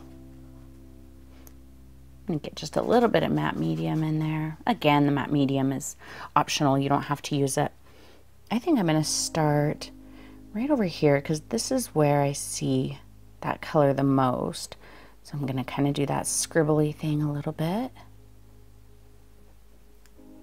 And I like to swipe it out with my finger sometimes. And get right up to the edge of that nose, clean up that line. And I noticed when I was looking at my image that the nose actually has a bit of a shadow along this edge here. So that'll help set it apart from this highlight color. You know, that highlight color probably seems scary right now because it's so light, but really look at how light the highlight is in our image. It's very light. Again, I have not done the Payne's Gray, which is going to be the transition between the super dark and the super light area.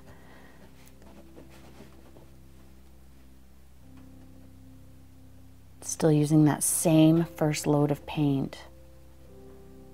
It's very thin.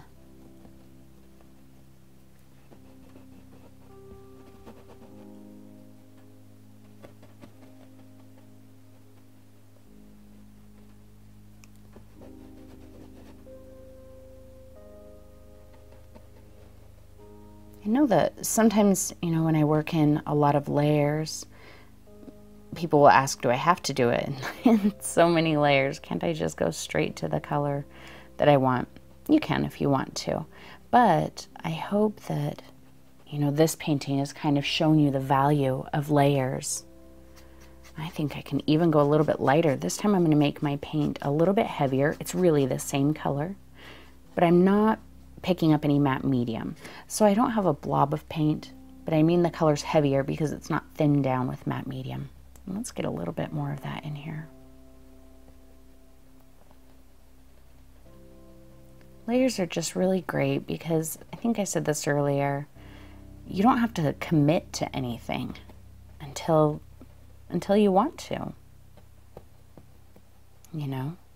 So it takes away one more thing to be afraid of. I don't have to be afraid that my color's going to be wrong, because if my color's wrong, I don't really care, because I can just cover it up later.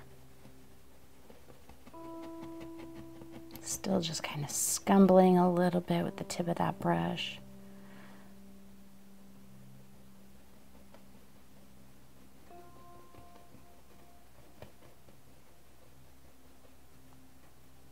Maybe I see a hint of that shine down in here. Just a hint. I'm going to zoom you in on the eye there, and I'm using that same first color that I muted down with the matte medium, so it's a little bit thinner. And I'm going to show you kind of the brush stroke that I'm doing. See, it's just like a little dab, like that.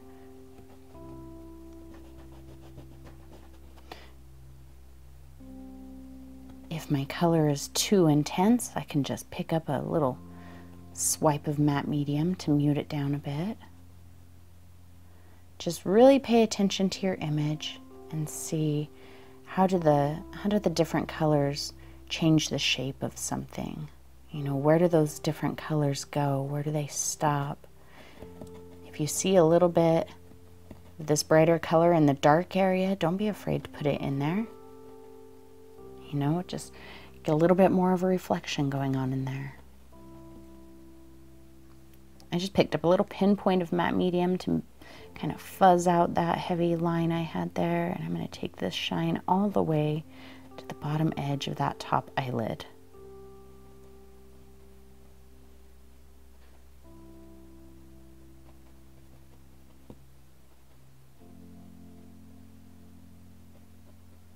And just dab it here and there.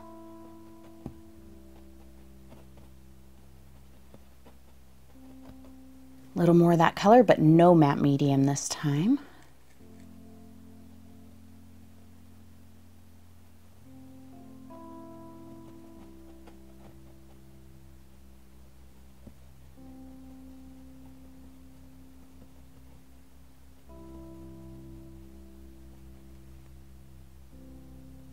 A little pinpoint of matte medium there.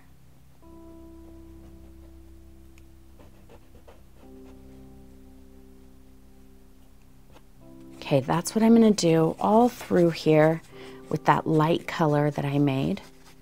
And I just want to kind of find that little zen place and get in there and get all these highlights done.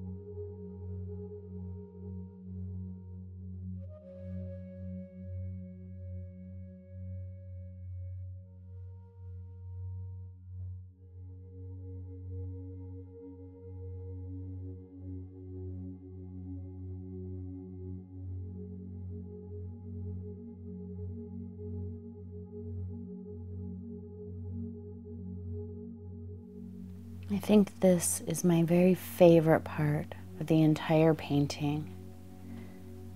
Just really drilling down into these, you know, the highlights and the colors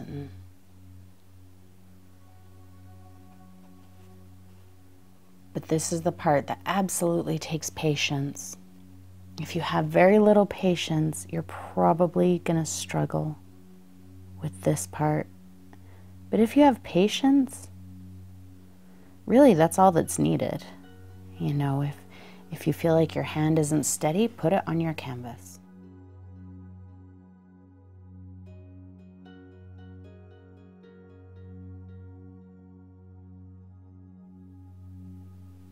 Really, none of these techniques are anything new. We do all of these techniques all the time. We're just focusing on them a little bit more right now.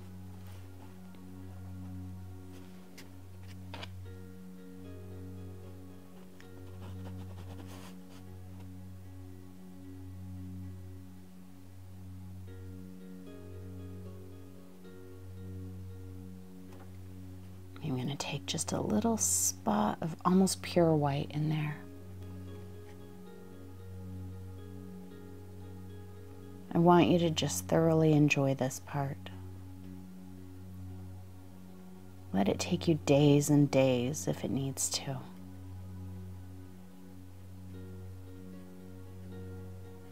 See how I'm just making these little tiny dashes? I have a lot of paint on my brush, but I'm barely depositing any because my pressure is so light.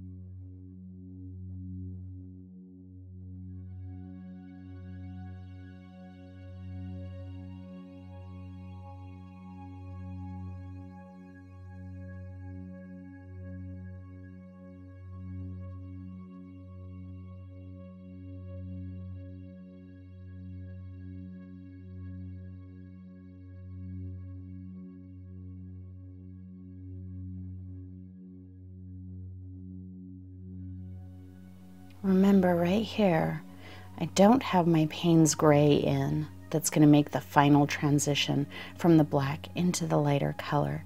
So that's going to look really strange right now. And if yours looks really strange right there right now, please don't sweat it. We're going to fix that up. Just get the light color on where you see it.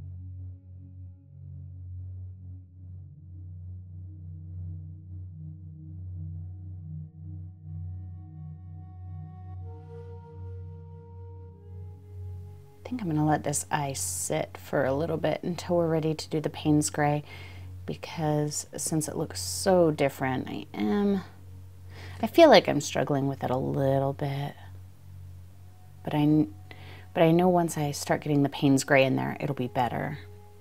Let's work on the nose a bit. Same color, same technique. I'm not taking the color all the way to this edge of the nose because when I was looking at my image closely, there is a shadow there. So I'm going to put in a bit of a shadow, and we'll start putting that in by not taking the highlight all the way to that edge.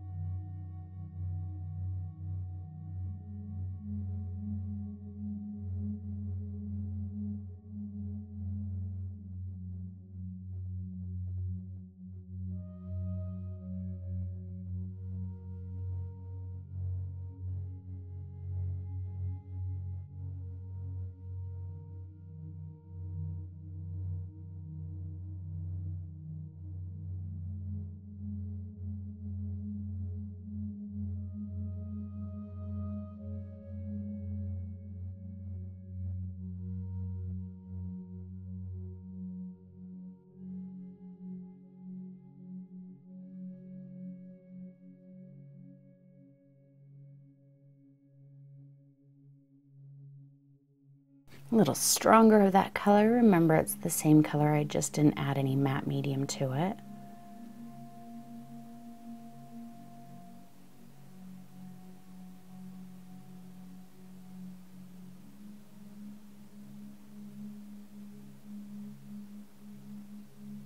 See how light I'm using my brush? Just the very tip of the brush, like that.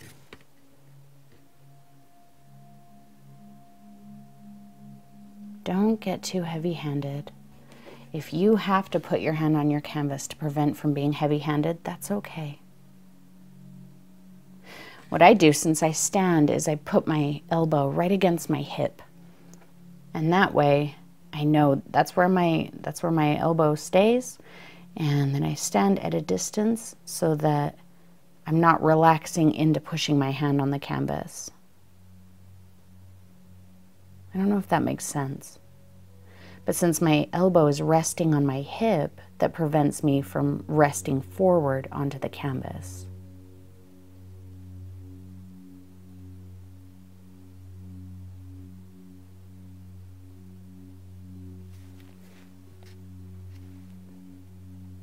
Just a little matte medium to smooth out that blop of color that was too intense.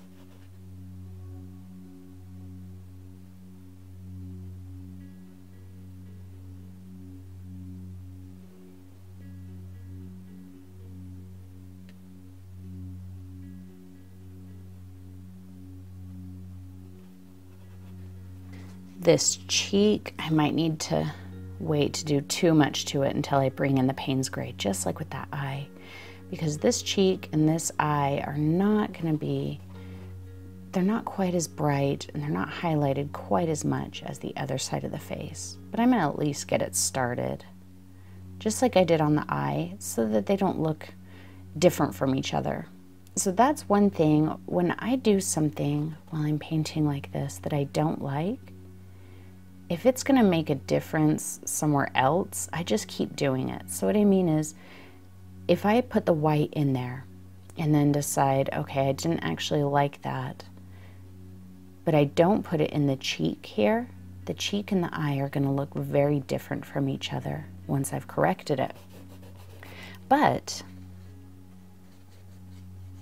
if I do the thing I didn't like on the cheek as well, then once I correct it, they'll look the same.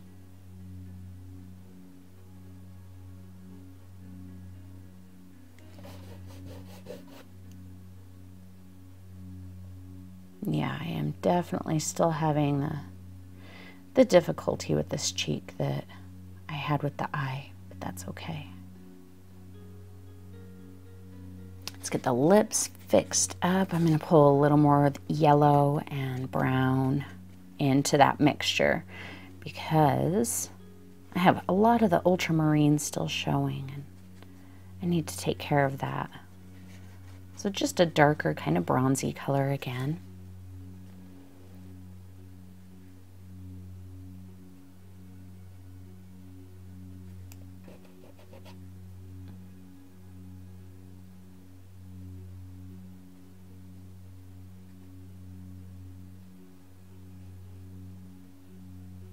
Just kind of connect those areas, start to get rid of the ultramarine. And a little more Payne's gray, maybe a little brown too. And right here where I have quite a bit, that starts to be a transition place where I'm going from this lighter bronzy color into the darker area. So we'll start laying some of that in there. Same with right here. And a little more Payne's gray.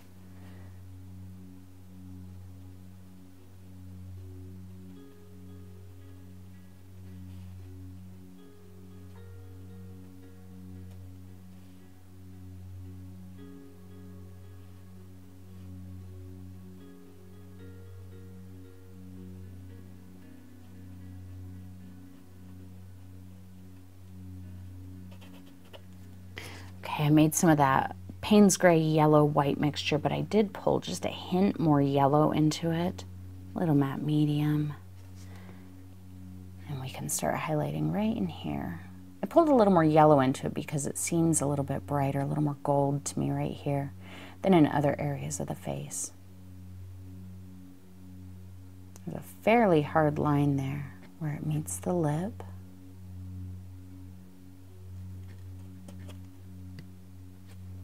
A little matte medium.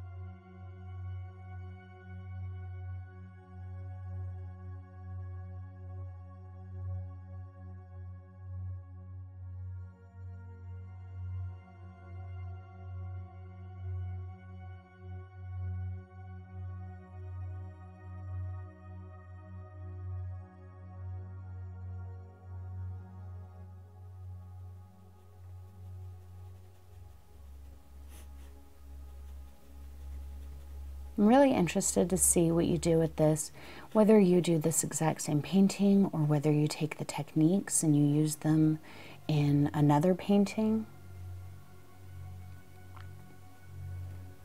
And by techniques, I mean either, you know, the brushwork, the color mixtures, or even just the, you know, kind of our talk about meditating, using art as a way to meditate and, you know, give yourself some you time.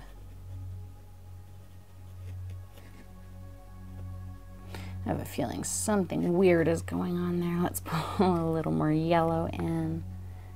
Because again, I've got that idea that it's a little bit more gold over here than in other areas. So a good amount of gold. A little matte medium. I think what's going on here is the color in the recessed area here is darker than in my image, so it's kind of throwing me off a little. Yeah.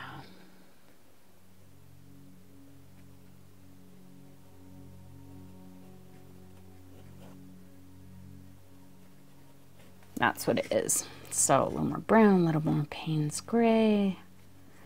Just mixing up kind of a goldy color. And let's lighten this a bit.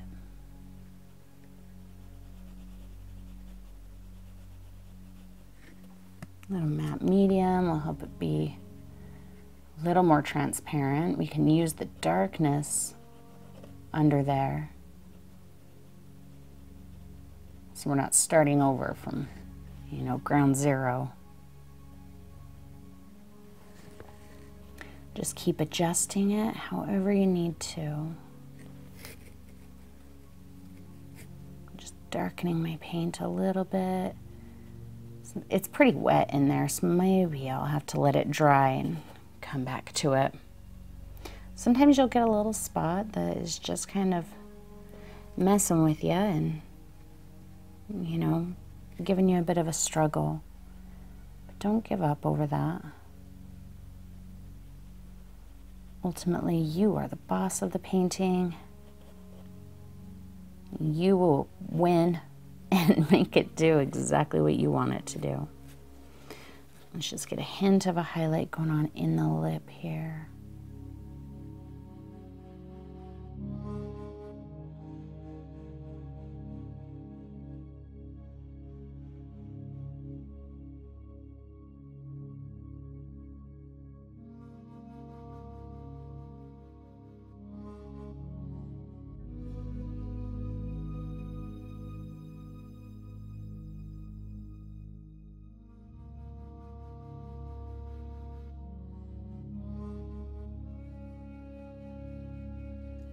All right, let's just get some solid Payne's gray.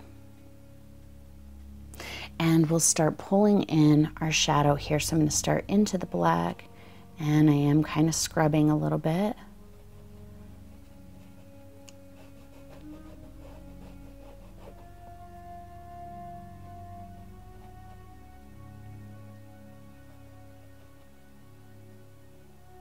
Right in. Remember, our Payne's gray exists in all of these colors anyway. So it's a nice transition color, and it's okay if you get the Payne's gray even as far in as the highlight. Just remember to reduce your pressure so you don't cover it up completely. Just kind of nudging it. It's just the tip of my brush and that little scrubby circular motion.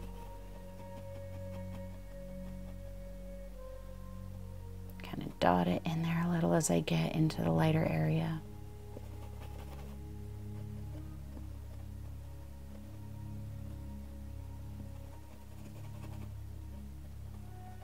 See, I'm taking it all the way to that highlight. But because the Payne's gray is kind of transparent, it's not covering up all of that, you know, these browns and golds that I put in there. I know you can see a line right there in the black, but it's just because the Payne's gray is wet.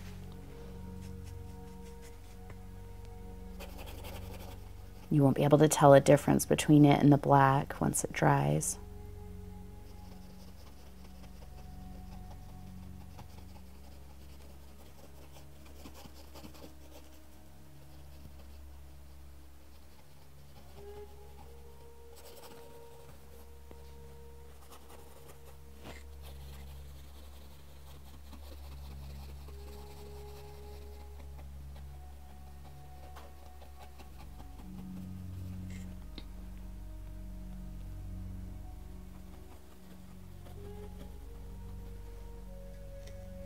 And pick up a little matte medium just to keep the texture down a little bit. I don't want to create a bunch of texture from the canvas.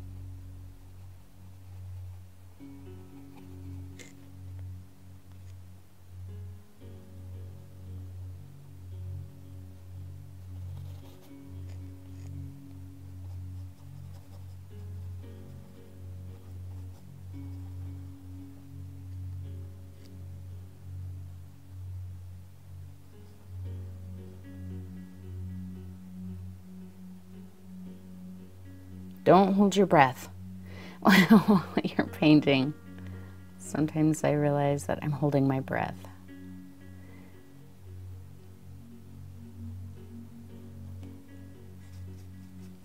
It's looking a little bit better. We'll kind of see how it goes once it's dry, and then I'll decide if I need to touch up the highlights in any way. But until then, let's go ahead and start detailing the eye. I'm going to take a line of this Payne's Gray right underneath.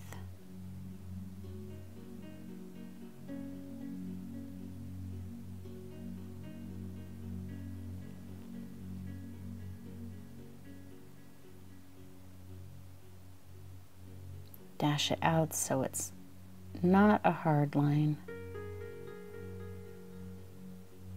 And this is where we're going to really start getting rid of that blue in there.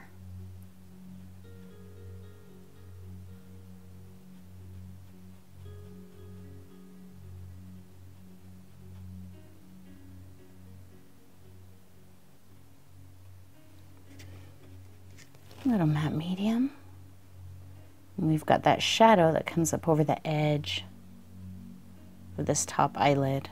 And actually we need to start working our shadow up into here anyway, so it's as good a time as any.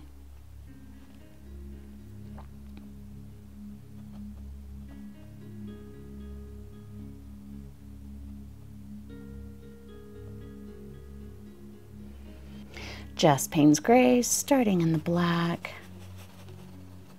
and reduce the pressure and kind of nudge it as you come into the lighter area. All the way toward the highlight. Get in there.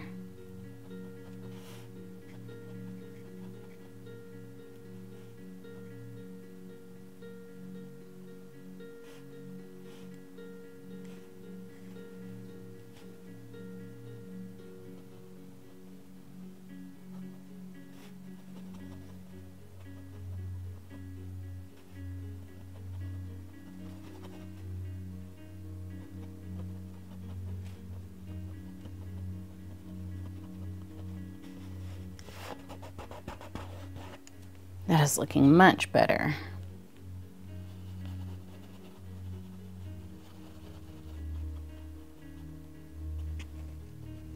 Matte medium.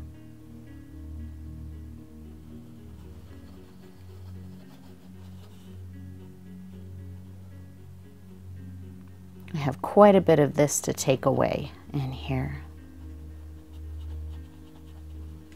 I made it so large because when you look in the image, there's really quite a bit of warmth poking out of the shadow in here. And knowing the Payne's Gray is transparent and I was going to use matte medium anyway, I knew that I would get quite a bit of that warmth showing through. Matte medium.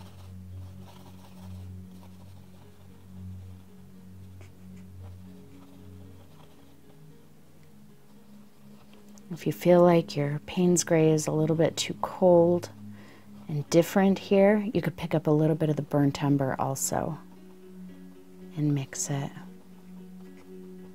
I may actually. Yeah, I just picked up a little burnt umber with my matte medium there.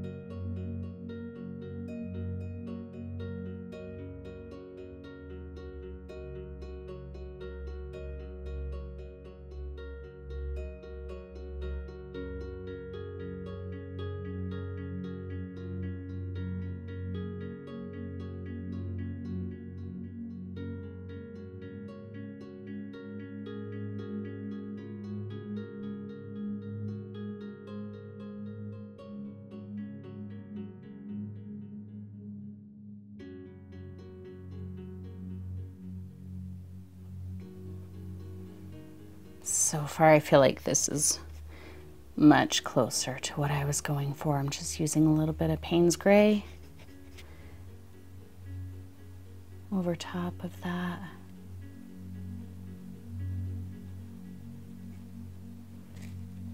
A little matte medium. Let's pull a tiny hint of that dark color in here.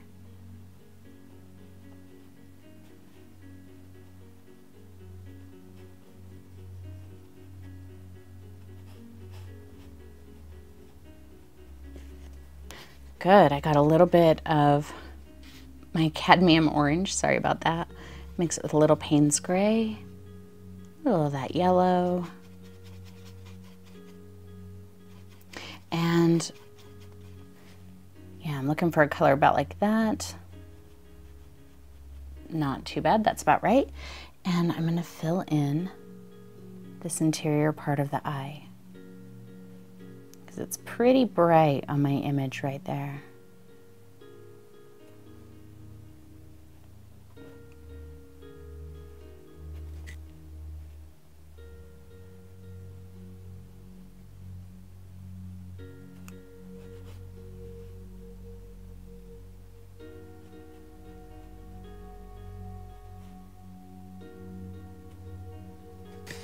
Mix some white into there, get a nice bright color.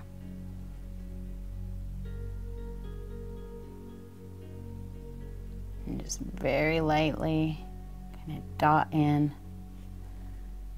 some of that intense highlight.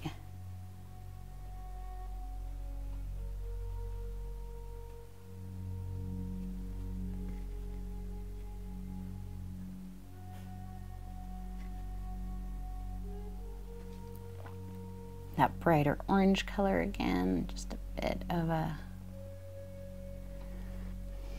Just keep playing with the colors lighter and darker, and, you know, see what makes it look the way you want it to look.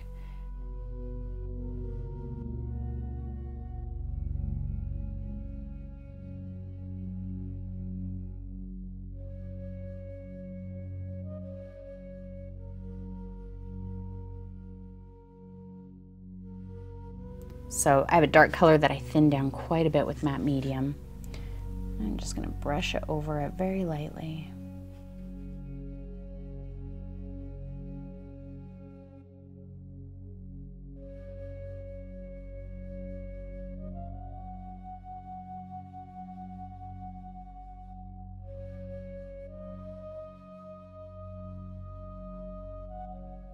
I do feel like I'm struggling with the eye here.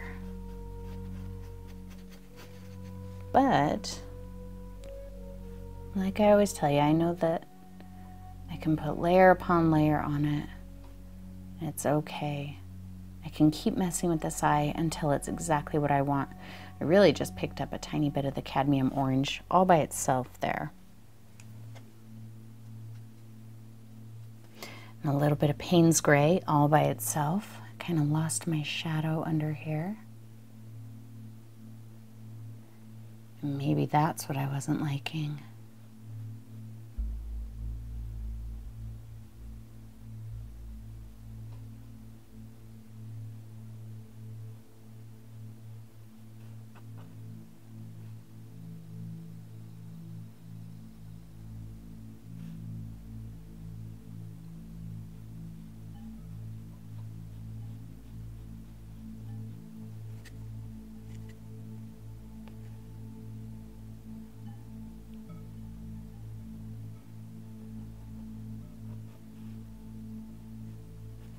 Much better. I'm just going to mix up that super light color again with the Payne's Gray yellow white. And put my little speck of a highlight back in.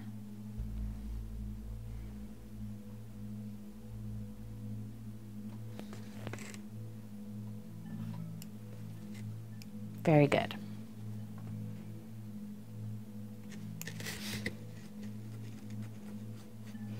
Little extra white. This is almost pure white. No matte medium, just a couple little dashes of it.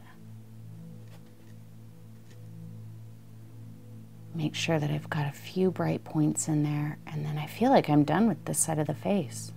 So we are really almost done with this painting.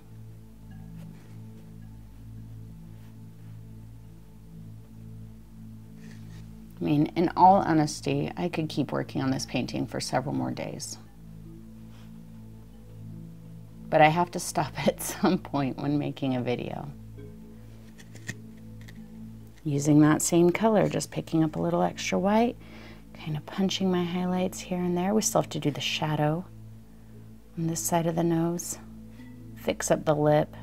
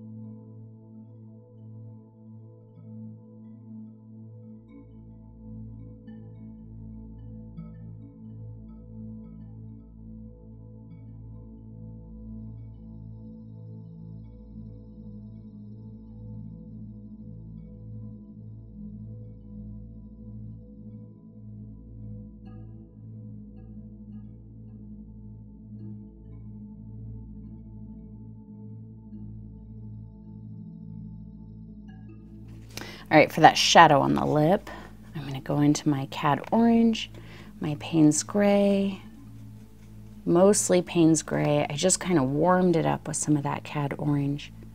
Oh, matte medium.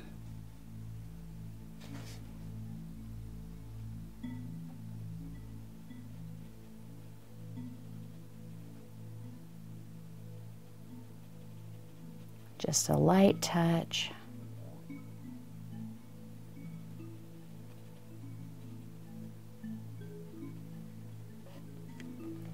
I feel like that's looking better.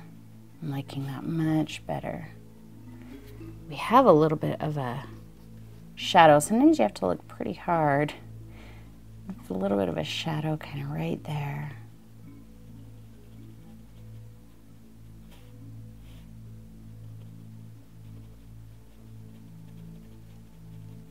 From the smile of the Buddha.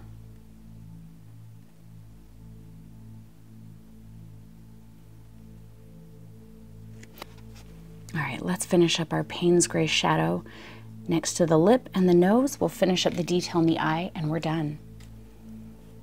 So I just have Payne's Gray, and again laying it down there in the black and just kind of sketching it forward until it blends in with our other colors here.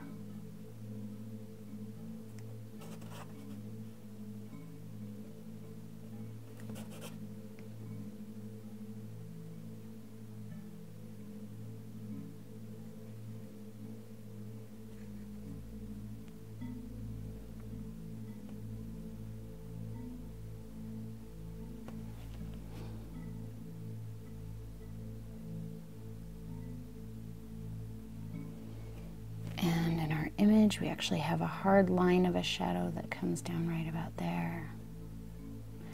I mean, it's not completely hard, so I am going to bust it just a little bit. Just by touching that hard line, it just breaks it enough.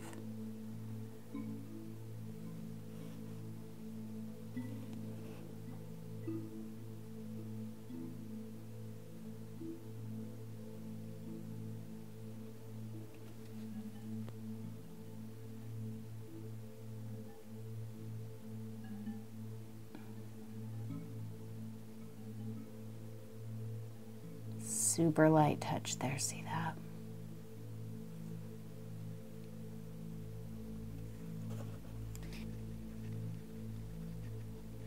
Little matte medium. If you are more comfortable moving down to a smaller brush to do this edge around the nose, obviously that is perfectly okay. I'm just kind of lightly scratching some of that color in. I used a little matte medium so it's nice and transparent. Scratched it in around the edge, and then just that super light kind of sketching motion to blend it in. I'm really going to do that pretty much all the way down, starting up here.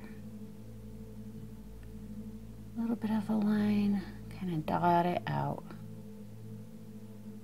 Swipe it with your finger if it's still a little intense. Don't be afraid to go over it later with another color if you feel like you need to.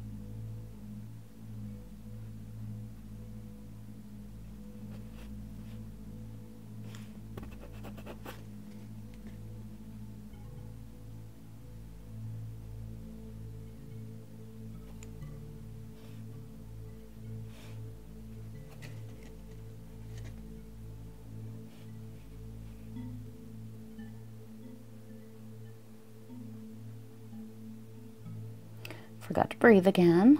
Don't forget to breathe. And let's pull some of this darker color in from the other side.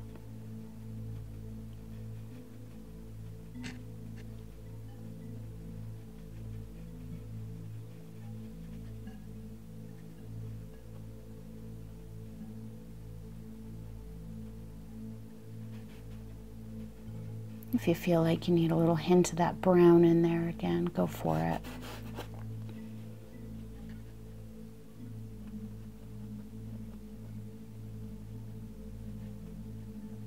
All right, I really have to stop somewhere, so we're just gonna finish up this eye and we're gonna call it done. So take my Payne's Gray along the edge here. It's not a hard line again. Not really a lot of real solid hard lines. So if you make one, just kind of tap over it a little to break it up.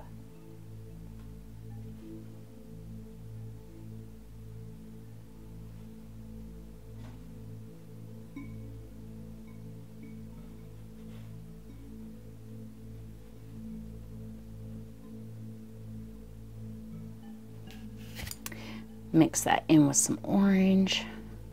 Get a bit of a brighter color. A little matte medium.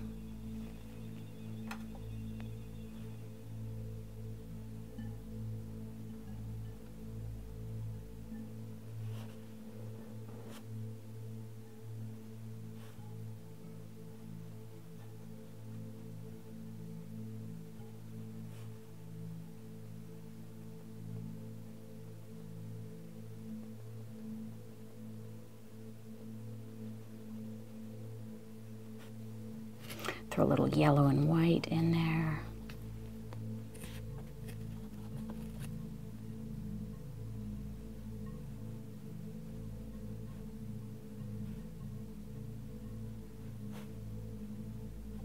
I'm going to mix some Payne's Gray and some brown to fill in this last little bit where I've got some of that blue showing.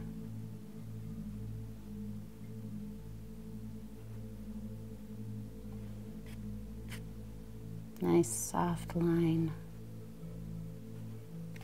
A little bit of white, and I don't really have that in my reference image. You know, there's not too much of a highlight on this eyelid, but I want to see that there. Last part, we've got a little bit of a highlight on the lip here, and then we're done.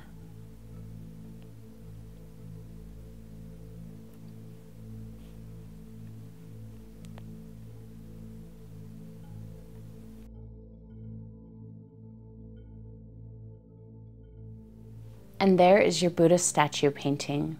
Now, whether this painting took you hours or days or weeks or months, I hope that you enjoyed it. Whether you like the outcome of your painting or not, I hope you enjoyed the process. I hope you found a little place for yourself where you could, be gentle with yourself, let your mind wander a little bit, and just do something enjoyable for you. Like I said earlier, I find that when I do that, when I'm painting, I like the outcome of my painting more than if I'm, pressuring myself to do something really good. It's just a more enjoyable process.